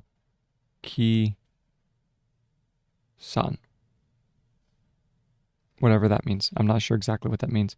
Anyway, that was the footnote. An exception might be made to the author of my favorite TripAdvisor review. He wrote of a museum I visited and enjoyed. There's really not much to see in this museum, just several buildings with paintings hanging on the walls. Oh, I love it. I love it. That's just so cute. Okay. Now going back up to, undo. Let's go back up and read that paragraph starting at language itself, which starts over here. Where is language?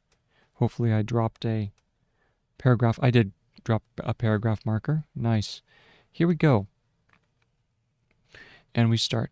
Language itself is extremely standardized and limited in many ways. English speakers are restricted to the use of only 26 letters. But what that enables us to do, we can write novels, theories, love letters, or court orders just by rearranging these 26 letters. This is certainly not possible despite the restrictions to 26 letters, but because of it, because of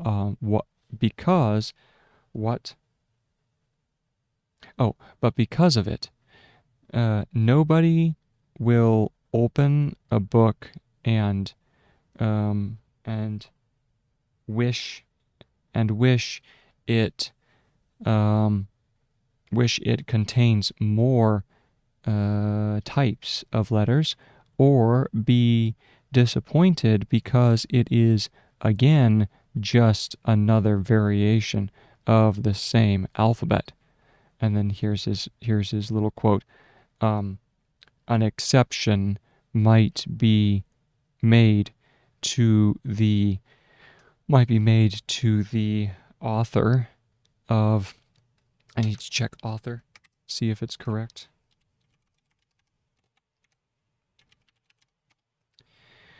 Author Oh, okay, I see, I see. Authority has the disjointed R, and if it's joined, then it's author. Okay, okay. Might be to the where is that? To the author. There we go. Might be to the author of my favorite travel advisor review. He wrote on a museum I visited. Let me check visit. Okay, so you do have to include the forms. So let's go back here. Um, visited. So we're gonna go visited, and then we just extend it. There we go. Visited and enjoyed. And enjoyed. I forgot to do the line here. There we go. There's not much to see in this museum, just several buildings. Buildings. Oh, okay. I have to check ings. I need to which direction the S curves away. S curves away at the end for buildings for the ings. Just several buildings with paintings hanging on the walls. I also have to check walls. Uh, uh wall. There's wall. Close enough. Close enough. Yeah. Walls. Um, and that the reference there was Google user Onska Museum Pori Lukason. All right, and there we go. So that is the end of this paragraph. I'm going to be right back. So hang in there, keep on practicing.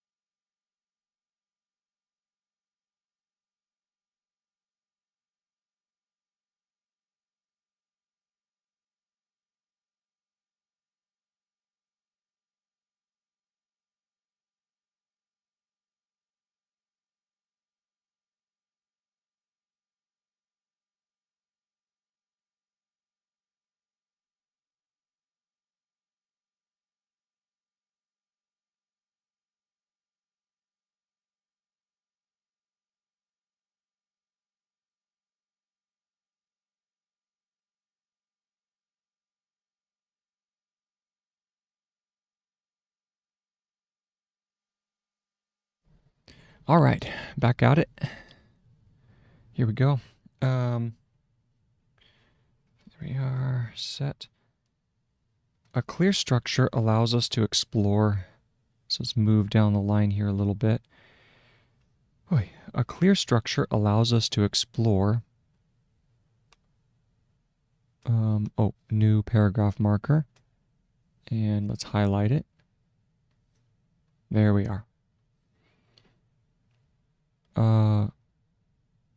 Clear. Hold on. A clear structure allows us to explore. Is that no, that's explain. What's explore? Oh, okay. Yep, it is that form. It's just you add the R to it. So let's straighten this out.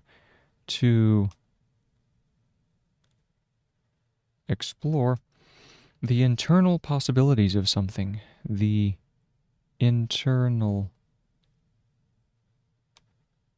and this is possibilities. Is it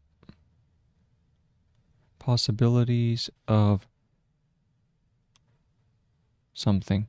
Let me check possibilities.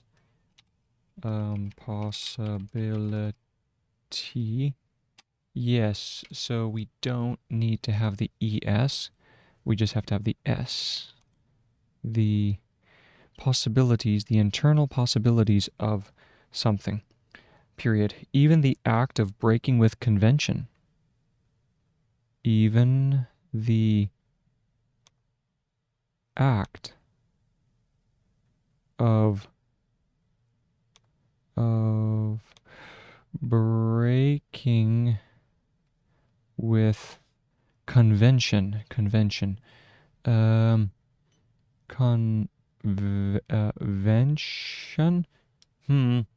I don't think that's right. I think it has to be convention, like so. Let me go ahead and see if that's correct. Convention.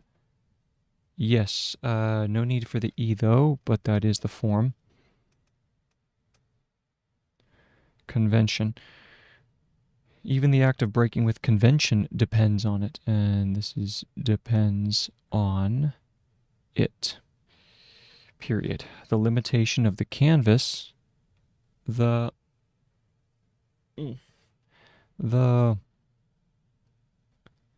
limitation of the canvas, canvas, right? Let's see if that's canvas. Nope, for this one it's not a specialized beginning. It's the pure phonetics.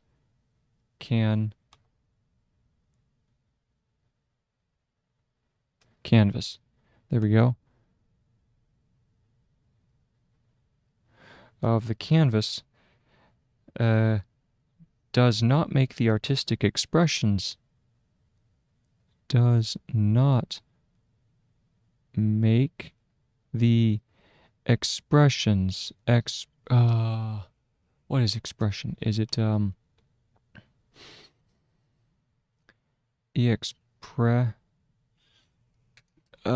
that's not expression. What is expression?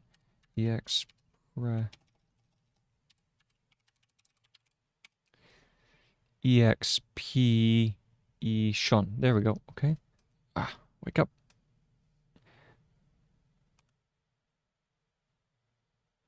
The expressions. The artistic does not make the artistic. So this is artistic. I think it's no, that'd be artistical, right? Artistic. Okay, so you just do the st ending. So art. art stick. Art stick. Expressions. Expressions of painters seem limited. Of painters seem limited.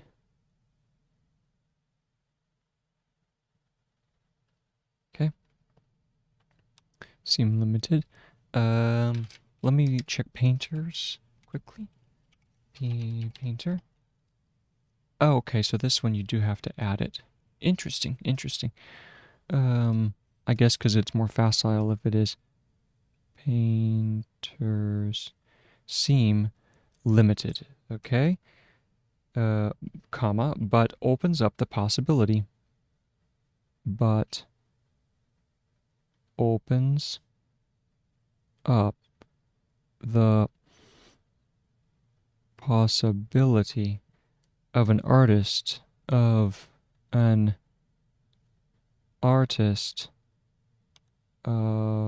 like Lucio Fontana, let's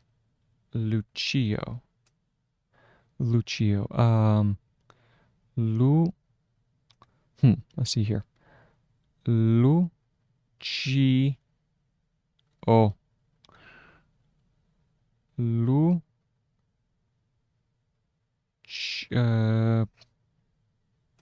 Which way is this supposed to curve?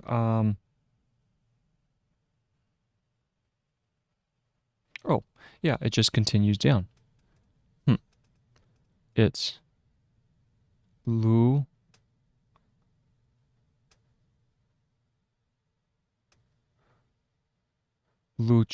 Yeah, Lucio. Fontana. Let's go ahead and add a page. Ooh, do we need? I don't think we need to add a page because we only have one more paragraph, so we should be good. Lucio and then Fontana. So we have Fon. F O Fontana.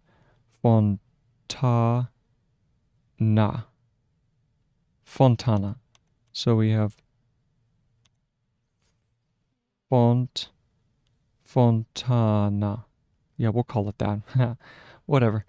It's a nice Italian name, I'm guessing, or it might be Spanish.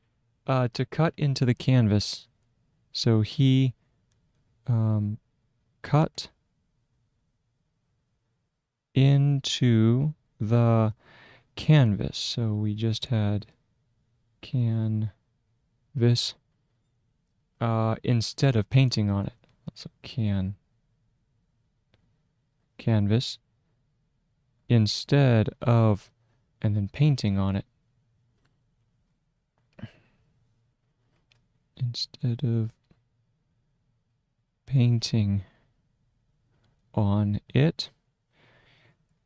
It is not even true.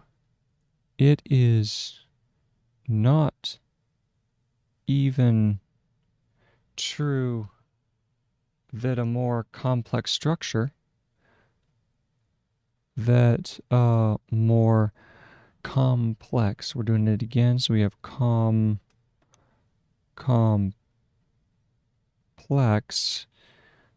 structure provides more possibilities. Structure provides more possibilities. Quite the contrary.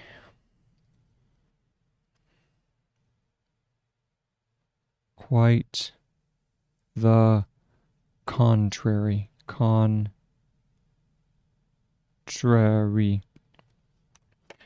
No, contrary. Oh, I remember this. This is, contrary.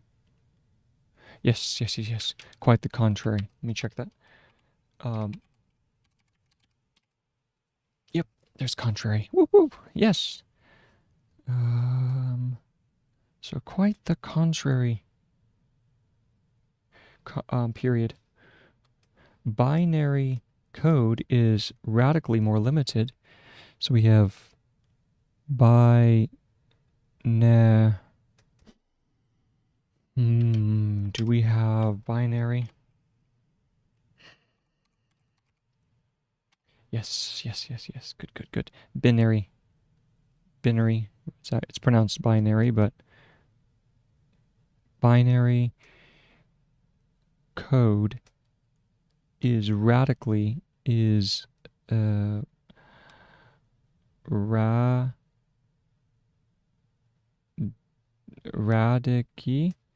radically.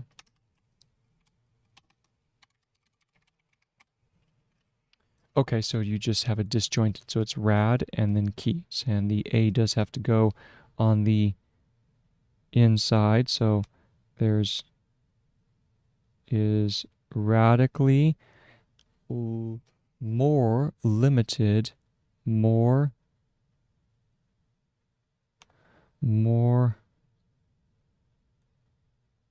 limited than the alphabet, than the alphabet, as it contains only two states, as it contains only two states, comma, but it opened up a range, but it opened up a range. It's a range of creative possibilities, possibilities that is unprecedented. That is unprecedented. So we have precedent, which is precedent, right? Precedent. Unprecedented. There we go. Unprecedented. So it just unprecedented. There we go. And we just add an un to that. So we have unprecedented, like so. Okay? Unprecedented. Period. And that's the end of the paragraph. So now we go ahead and drop on another. And hopefully I have enough room for this last. I might end up having to use a little bit more, or one more page, but we'll see. I won't worry about it yet. We'll just drop a highlighter and we go back over here to the previous section. A clear is what we're looking for. A clear structure allows us to explore the internal possibilities of something. Even the act of breaking with convention depends on it. The limitations of the canvas does not make the artistic expressions of painters seem limited, but opens up the possibility of an artist like Lucio Fontana to cut into the canvas instead of painting on it. It is not even true that a more complex structure provides more possibilities. Quite the contrary. Binary code radically is radically? Is radically, I forgot an is. No, there it is. Binary code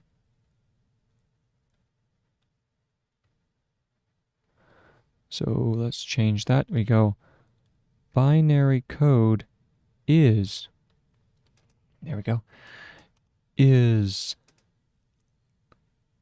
radically more limited than the alphabet, as it contains only 2 states, but it opened up a range of creative possibilities that is unprecedented. And that's the end of that paragraph, and this is the final paragraph of chapter 12, or section 12.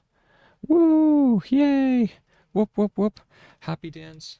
Happy dance if I could move. All right.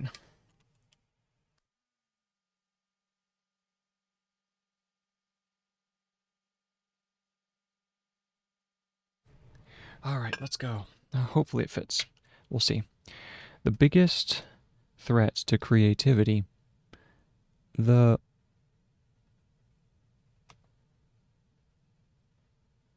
biggest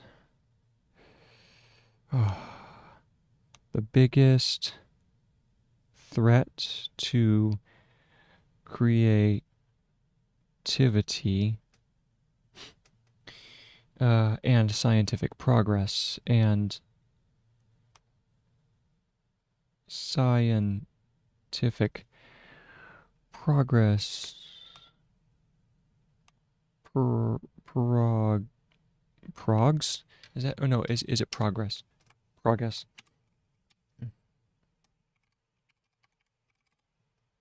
Just, oh, beautiful. It's just prog. Okay. Just prog. To scientific progress. Is therefore the opposite. Is therefore the opposite. I think it's just apo, right? Nope, apos. Apos. That's right. A-P-O-S. No, O-P-O-S. And is therefore the opposite. Colon.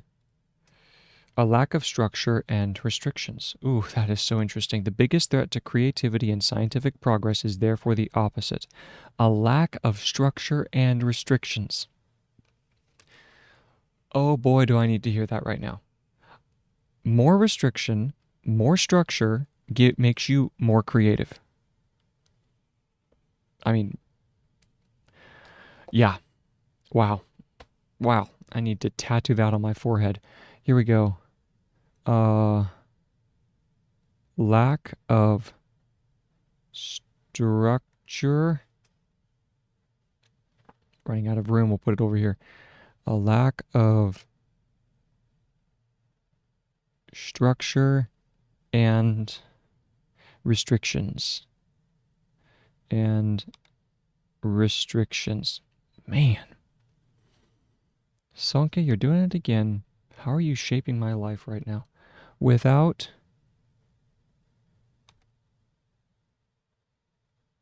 structure, comma, we cannot differentiate. We cannot differentiate. Differentiate. What was differentiate? Check it over here. Differentiate. There it is. Differentiate. Okay. We cannot differentiate. Oh, it curves the other way, right?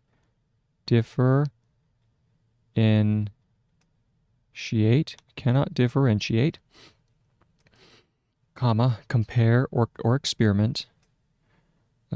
Compare or experiment, or EXPRE, experiment with ideas. Period. Without restrictions.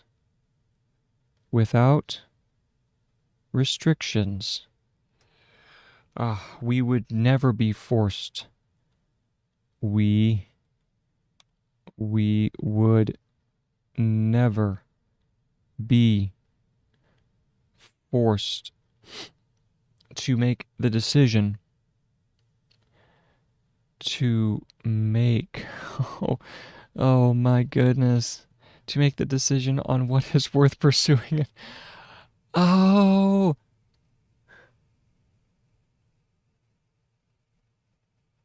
are you serious? Are you serious? Without restrictions, we would never be forced to make the decision on what is worth pursuing and what is not.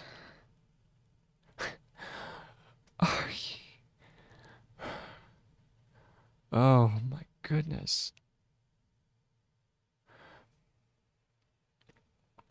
I don't know what to say. Wow. Well, if you didn't believe in divine circumstance, yeah, boy, you better believe in it now, I tell you. Wow. Without restrictions. Okay. Without restrictions, we would never be forced to make the decision on what is worth pursuing.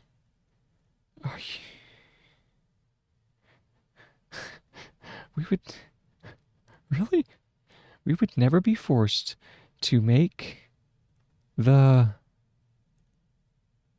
decision on what is worth pursuing, on what is worth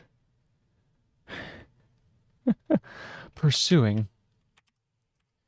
Okay, let me check pursue. On what is worth pursuing and what is not. And what is not. And then here's the one. Indifference is the worst environment for insight. Indifference is, underline that, is the worst environment, that's environment, right?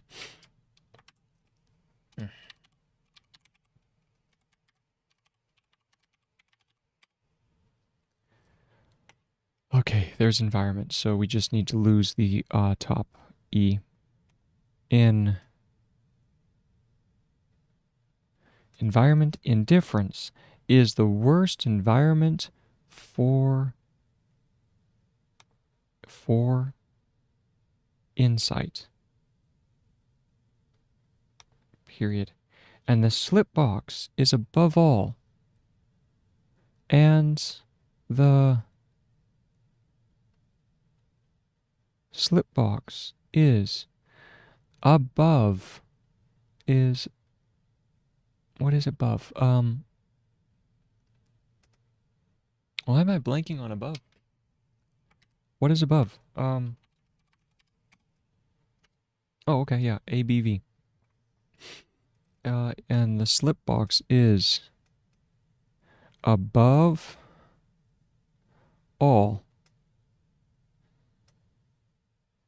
comma, a tool for enforcing distinctions. Tool for enforcing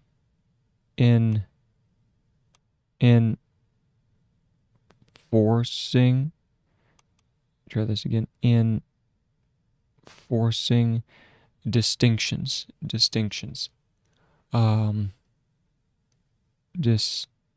What is distinction? Oh, I know this. It's like it's like distinguished. Distinctions. Okay. Comma, decisions. Decisions. Make this just a little bit cleaner. Decisions. And making differences visible. And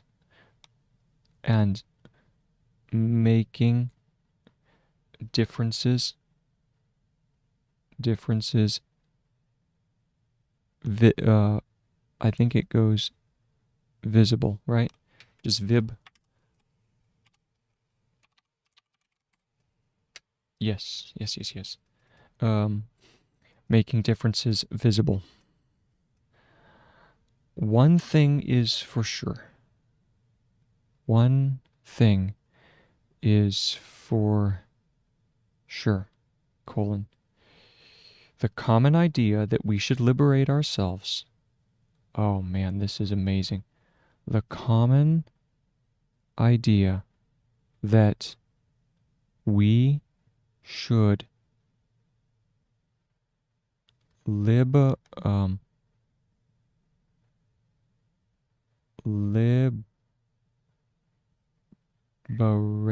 No, what is I'm blanking. Liberate. I know I just did it.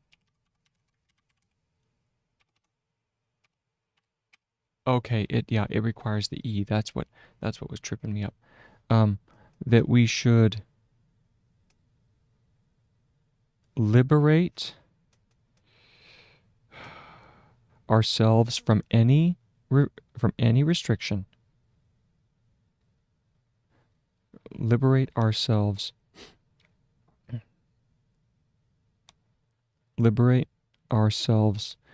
from any restriction, from any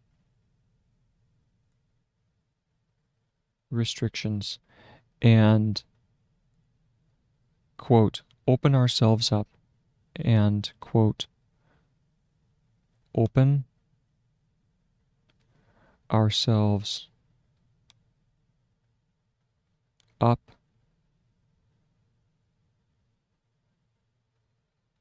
close quote, to be more creative, to be more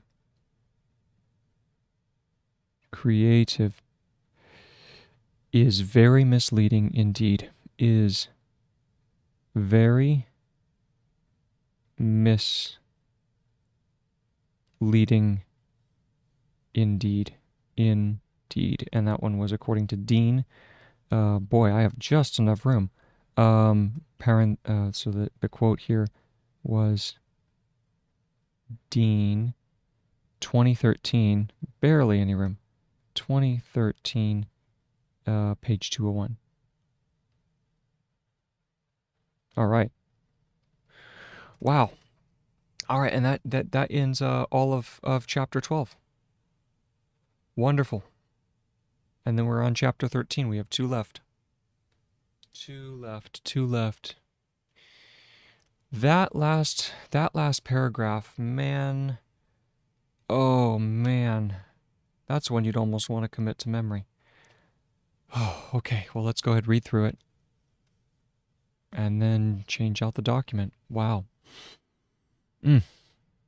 The biggest threat to creativity and scientific progress is therefore the opposite. Without a lack of structure and restrictions. Wow, okay. Try that again. The biggest threat to creativity and scientific progress is therefore the opposite. A lack of structure and restrictions. Without structure, we cannot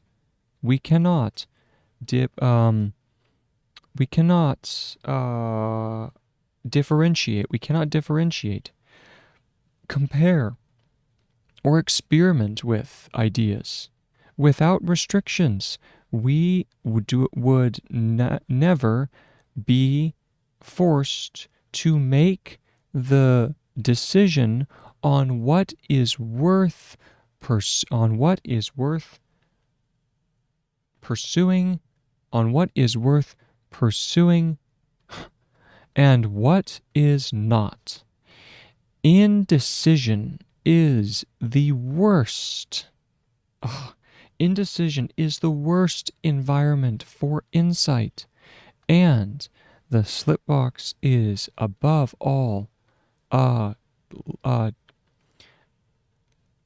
a tool, above all, a tool for enforcing decisions, enforcing distinctions, decisions, and making differences visible.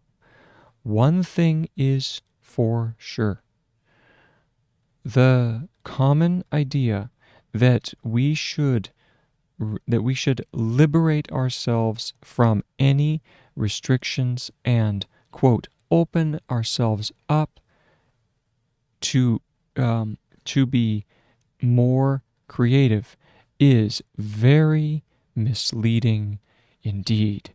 Dean 2013, page 102. Bam!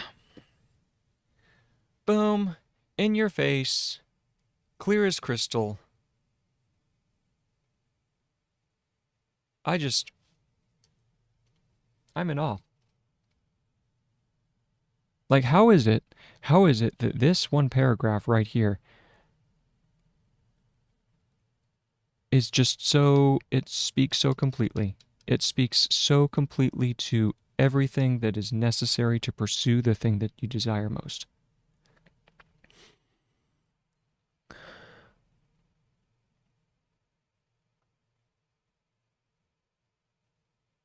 I don't know what to say. I honestly don't know what to say. This is incredible. This is just, yeah, I don't know. Words fail me. Words absolutely fail me. But I can still write, so even with my mind reeling, I can still write. So I'm going to export this PDF, and I'm going to go to finished copywork, and this is select another name. This is sections 6 and 7. So we're going to go 6-7, and we're going to save this.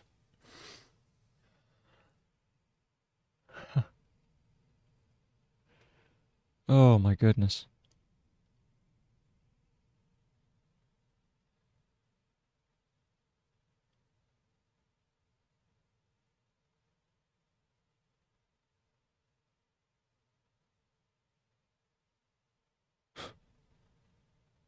Wow. Okay.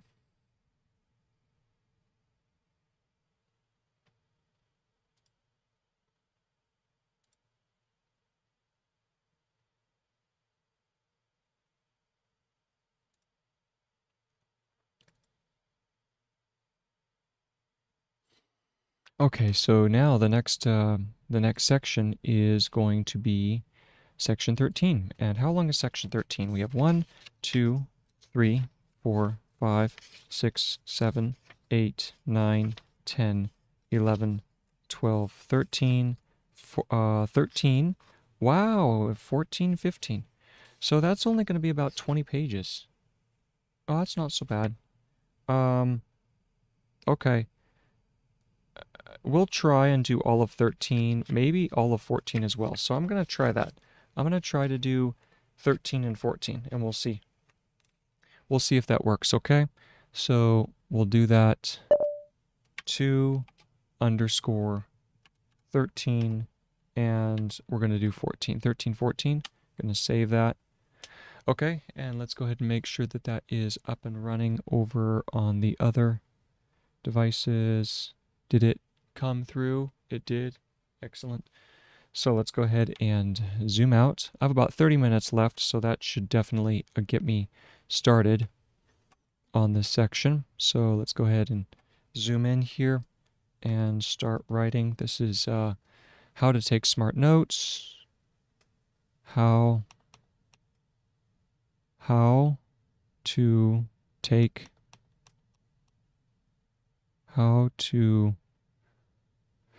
take smart notes, section 13. At least section 13, we'll see. 13, and this is page number 1. Okay, moving back over on this side, and we begin. 13. Share your insight. Share your insight. There we go. New parenthesis, and here's a quote from Carol Loomis. Writing itself makes you realize where there are holes in things. So, quote, writing itself makes you realize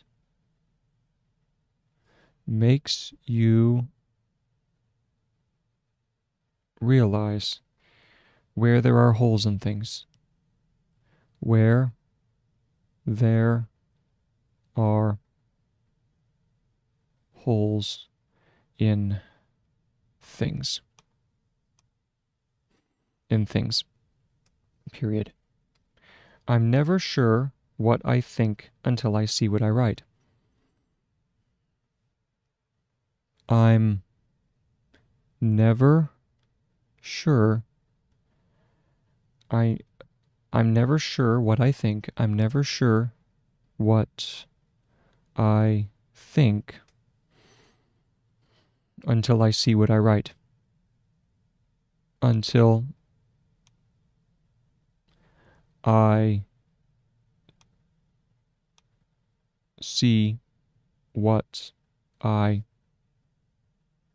write. Period. And so I believe that, and so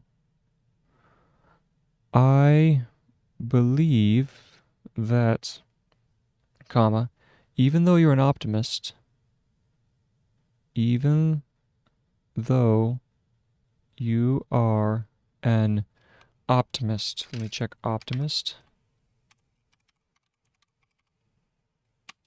There's optimist.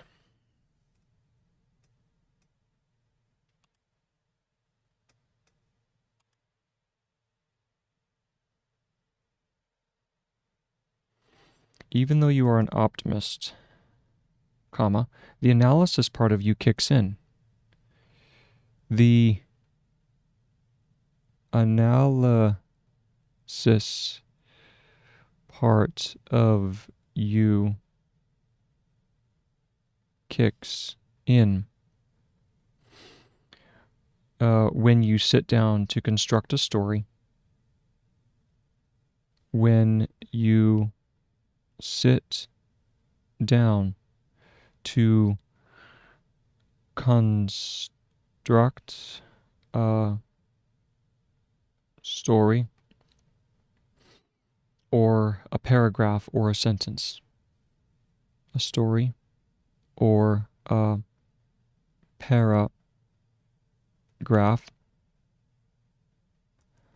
or a sentence. Period. You think, oh, that can't be right.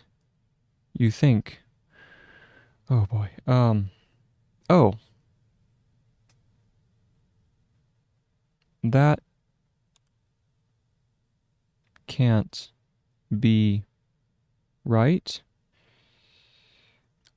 End quote, end quote. And you have to go back and you have to rethink it all.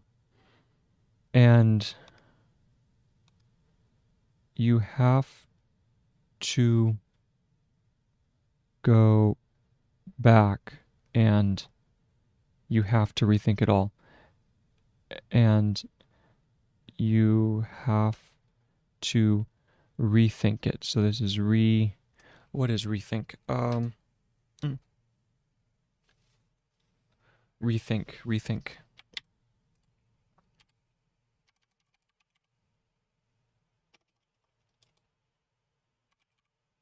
I think it might just be and then think in front of it, so here we go. You have to rethink it all. Period, close quotes, and this one it was from Carol Loomis. So we go, Carol,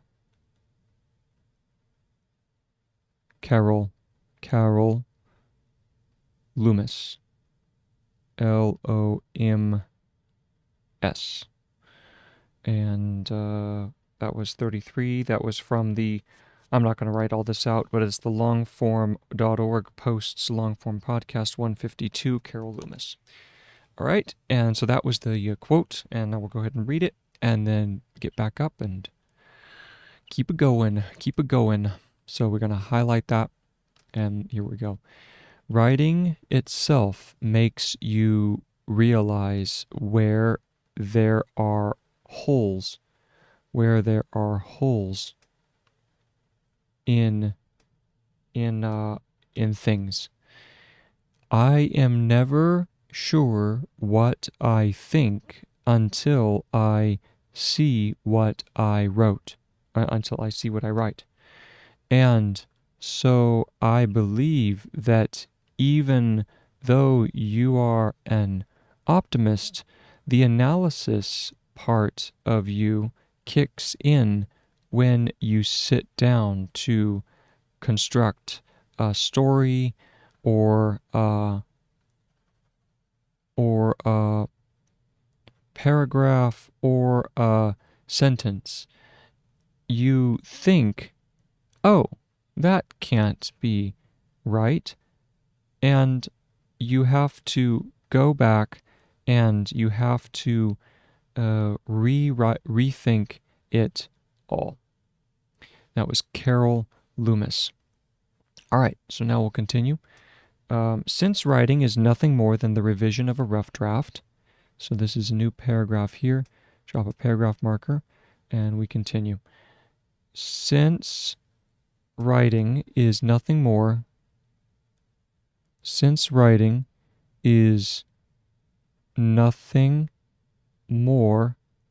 than the revision,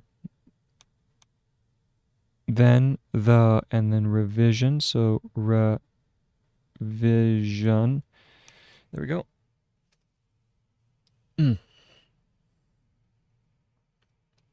That's not revision. I think it's just revision, right? Let's see.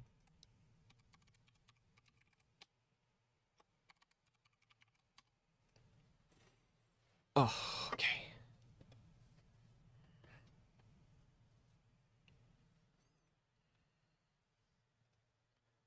Just the revision of a rough draft of a rough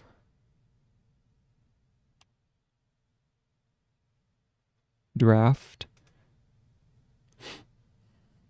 comma, which is nothing more than turning a series of notes, which is nothing more than turning a series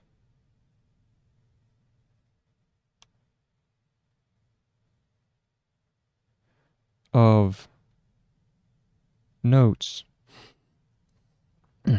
into a continuous text, into a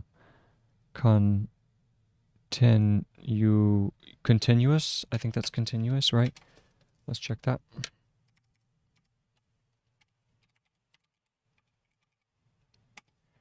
Almost. That's almost continuous. Okay.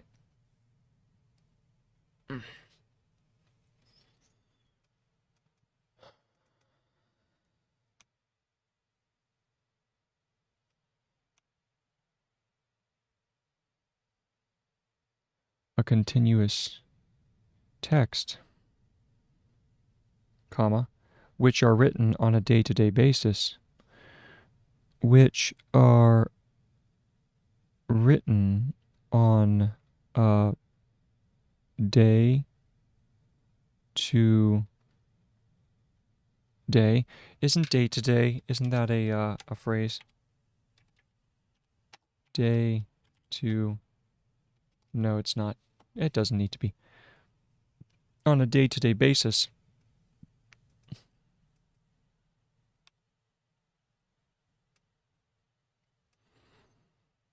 Comma, connected.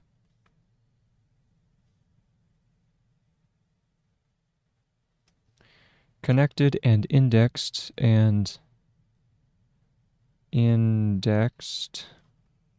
Let's see if that's indexed. Pretty sure it is. I know I just used it, was it like 3 days ago?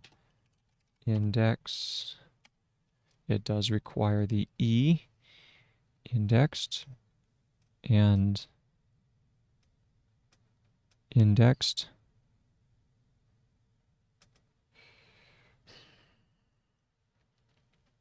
In the slip box, in the slip box, comma, there is no need to worry about finding a topic to write about. There is no need to worry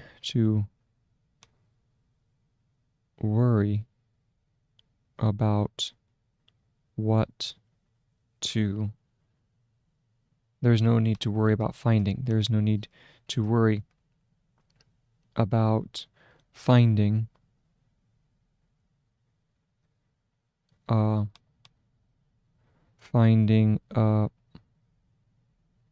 topic to write about. To write about, period. These clusters are what caught your interest again and again. These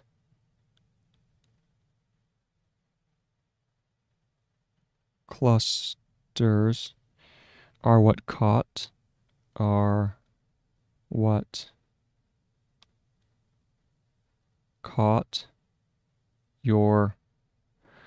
eye. No, what caught your interest. What caught your interest again and again. Again and again. Comma, so you already know. So you already know that you have found material to work with. That you have found material. Let's check out material.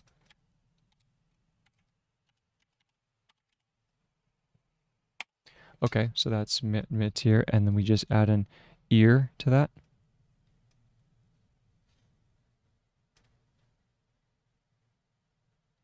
Material to work with. Yes. I'm going to add another page to this.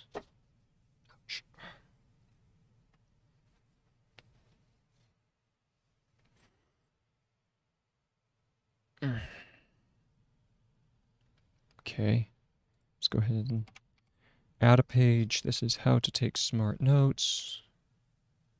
HTTS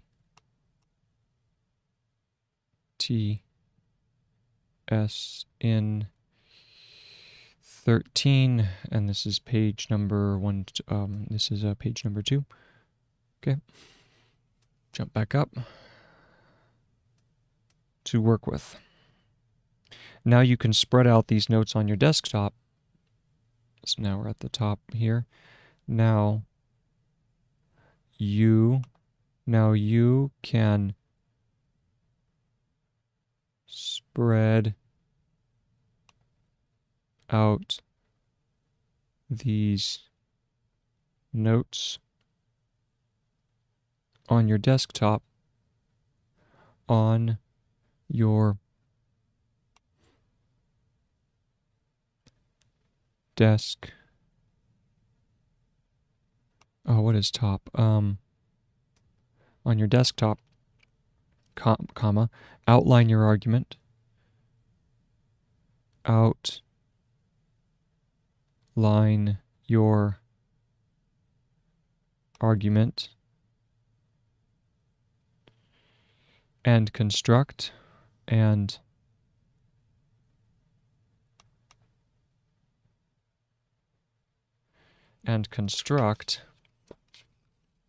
a preliminary order of sections, chapters, or paragraphs. And construct, and then what would preliminary be?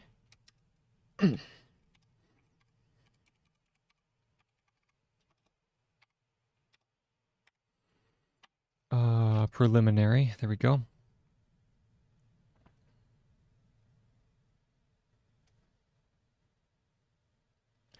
A preliminary order of sections.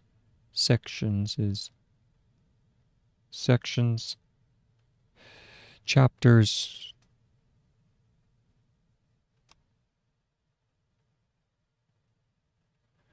and or paragraphs, or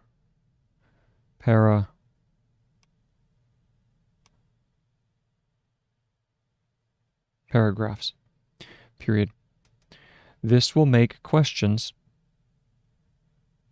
This will make questions.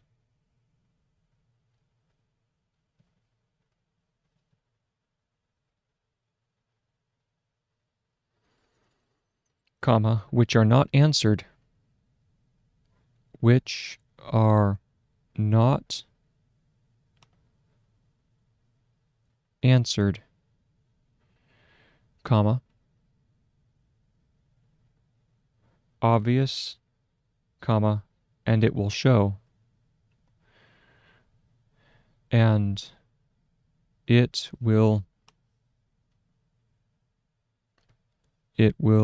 show the gaps in the argument, the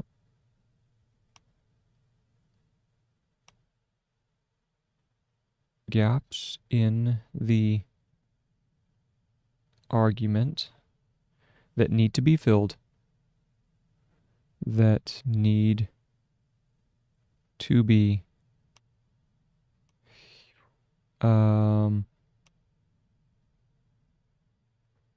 filled. Is that filled, or let's see. Oh, that's right. Yep, filled is the F. I had forgotten that. So if it's just by itself, filled. There we go. To be filled. And make visible which parts still need some work. And make visible which parts still need some work. Still need some work. Okay. All right. Oi. All right. So now, let's go ahead and read back over that paragraph. That was a slightly longer one. Now it's the beginning of section 13 from Sonke Ahrens, How to Take Smart Notes. So let's jump back over and read through. So we have this one right here. Writing itself makes, oh no, we already did the Loomis quote. So here is the actual section. And we have, since writing is nothing more than the revision of a rough draft, which is nothing more than turning a series of notes into a continuous text, which are written on a day-to-day basis, talking about the notes,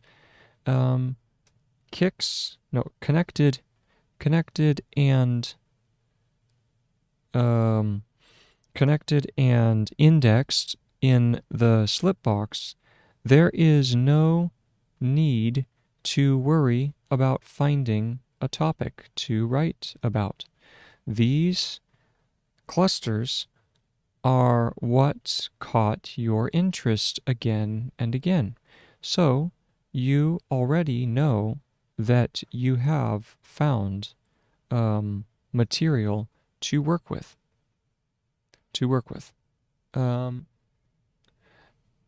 Now you can now you can now was that spread? Now you can spread. I need to check if that's spread. Yep, that's spread. Okay. Now you can spread.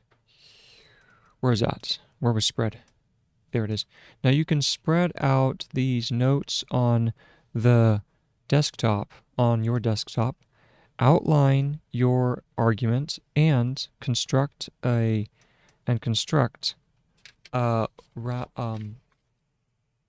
preliminary, and that should be just a little bit. The P and the R need to be just a hair bigger, but I'm going to leave it for now. A preliminary order of sequence of sections. Was that sections? Yes. Of sections, chapters, or paragraphs. Let me check if that's paragraph.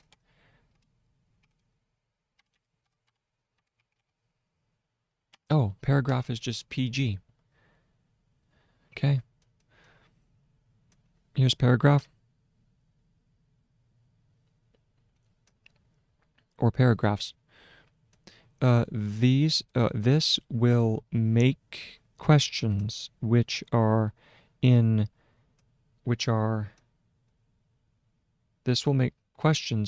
not answered obvious, and will show and it will show the gaps. It will show the gaps in the argument that need to be filled, and make visible which parts still need some work. Excellent. So now moving on, I have about 10 minutes left. We should be able to get maybe the last paragraph of of the first section before 3.1. So let's begin.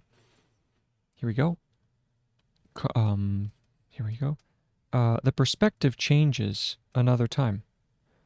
The perspective. The perspective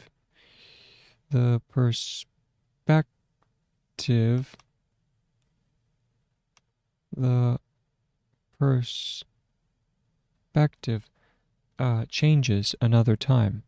Changes another time. Colon. Now it's not about understanding. Now it's not about understanding something in the context. Something in the context of another author's argument, of another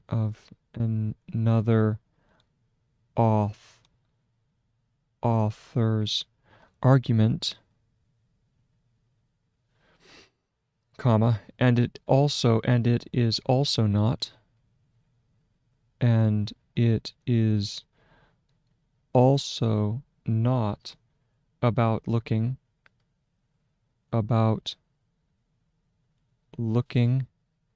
for multiple connections, looking for multiple connections in the slip box, in the slip box. But about developing, comma, but about developing but about developing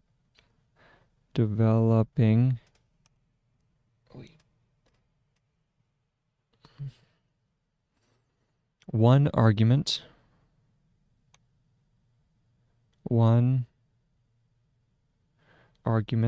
and bringing it into the linearity and bringing it into the linearity. Doesn't it just come up through for linearity? Let's see.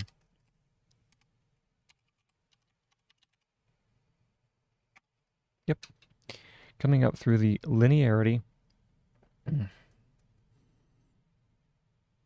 bringing it into the linearity of a manuscript. Or there we are. Up linearity of a manuscript. Period. Instead of widening, I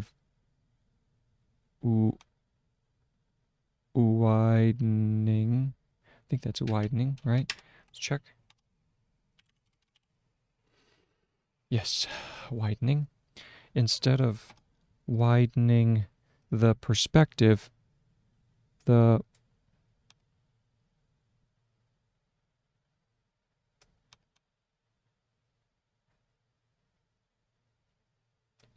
instead of widening the perspective to find as many lines of thought, the perspective to find as many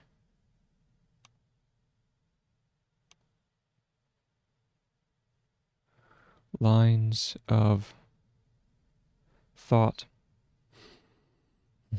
as possible.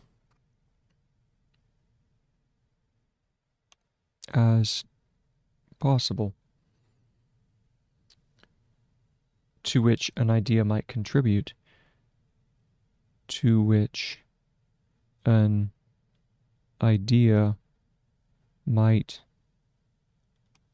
contrib. I think it's just contrib, right? Nope, that's not how you spell it. Contribute. Oh, okay. It's just K and B. To which an idea might contribute. Comma, it is now about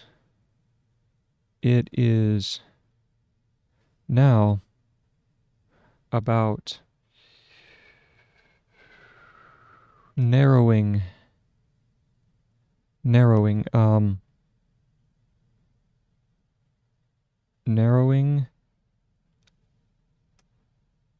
the perspective.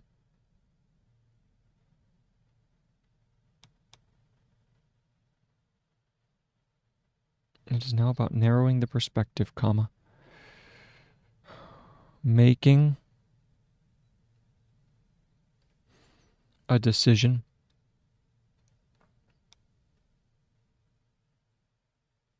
on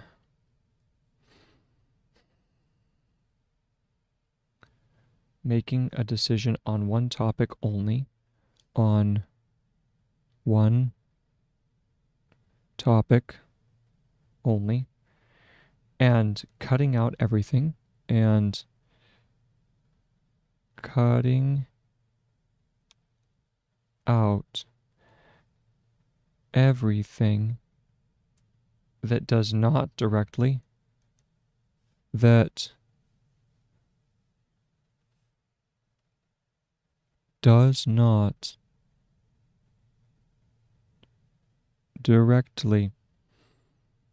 contribute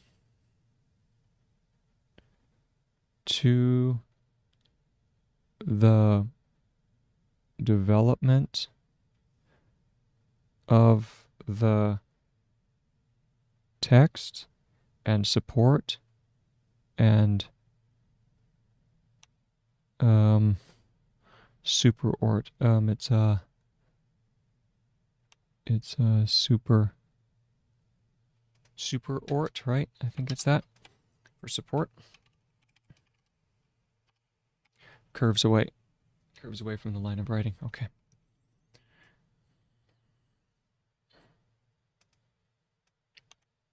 And support the main argument. The main argument, period. Good. Let's go ahead and read back over that, and then I'm probably going to call it good for right now, because I've got about 2 minutes left. So let's go ahead and grab our marker here. The perspective, here we go. The perspective, which is another, the perspective changes another time. Now it is not. Let's fix now, because it looks like nat. Now it is, I should have a comma after it as well. Now it is not about understanding something in the context of another author's argument, and it is also not about looking for multiple connections in the slipbox, but about developing one argument and bringing it into the linearity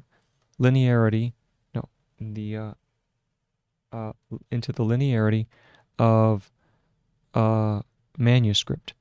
Instead of widening the perspective,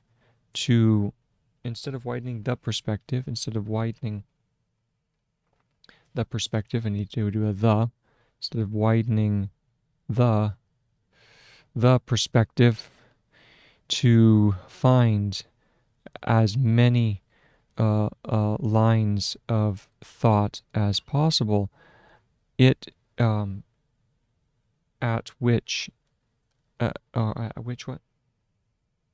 as possible, to which, that's not at which, it's to which, so we do have to keep them separate. To which an idea might contribute. It is now about narrowing. Let me look up narrowing. Yep, narrowing, and the N has to be smaller again. It is about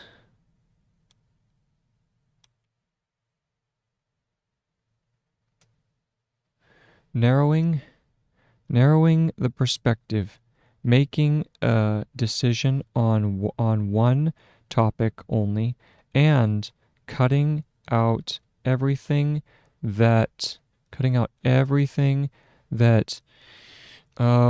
does not directly contribute to the development of the text and support the main argument. All right, that is it. So thank you very much for watching. That's another 3 hours on the books. Currently sitting on page 130, so that means I am 20. Oh, so close, so close. I'm currently I'm 27 pages from the end. 27 pages. Look at that. Look at that. Hold on. Can you see that? Oh no. So that's how much I've done. Let's see if you guys can see that. Just waiting for the camera to come through. Oh, let me check on that. Go over to OBS. There we go. So, there we go. Not much left. Okay. Hi. So happy. So happy. All right. Well, that was some amazing content right there. The that paragraph, the last paragraph of chapter 12 was just, oh, it was like a splash of cold water in the face. Just so good. and 13 looks to be as worthwhile. I mean, the whole book is just amazing. So anyway, thank you very much for tuning in, and we just keep on plugging along. It's currently 6:30 for me, so I probably will be able. I might be able to get at least an hour and a half in later tonight. So anyway, we'll see. We'll see, an hour or maybe an hour, hour and a half, maybe an hour. So anyway, thank you very much, and hope you all have a wonderful night, or hope you're having a wonderful evening. Take care. Bye-bye.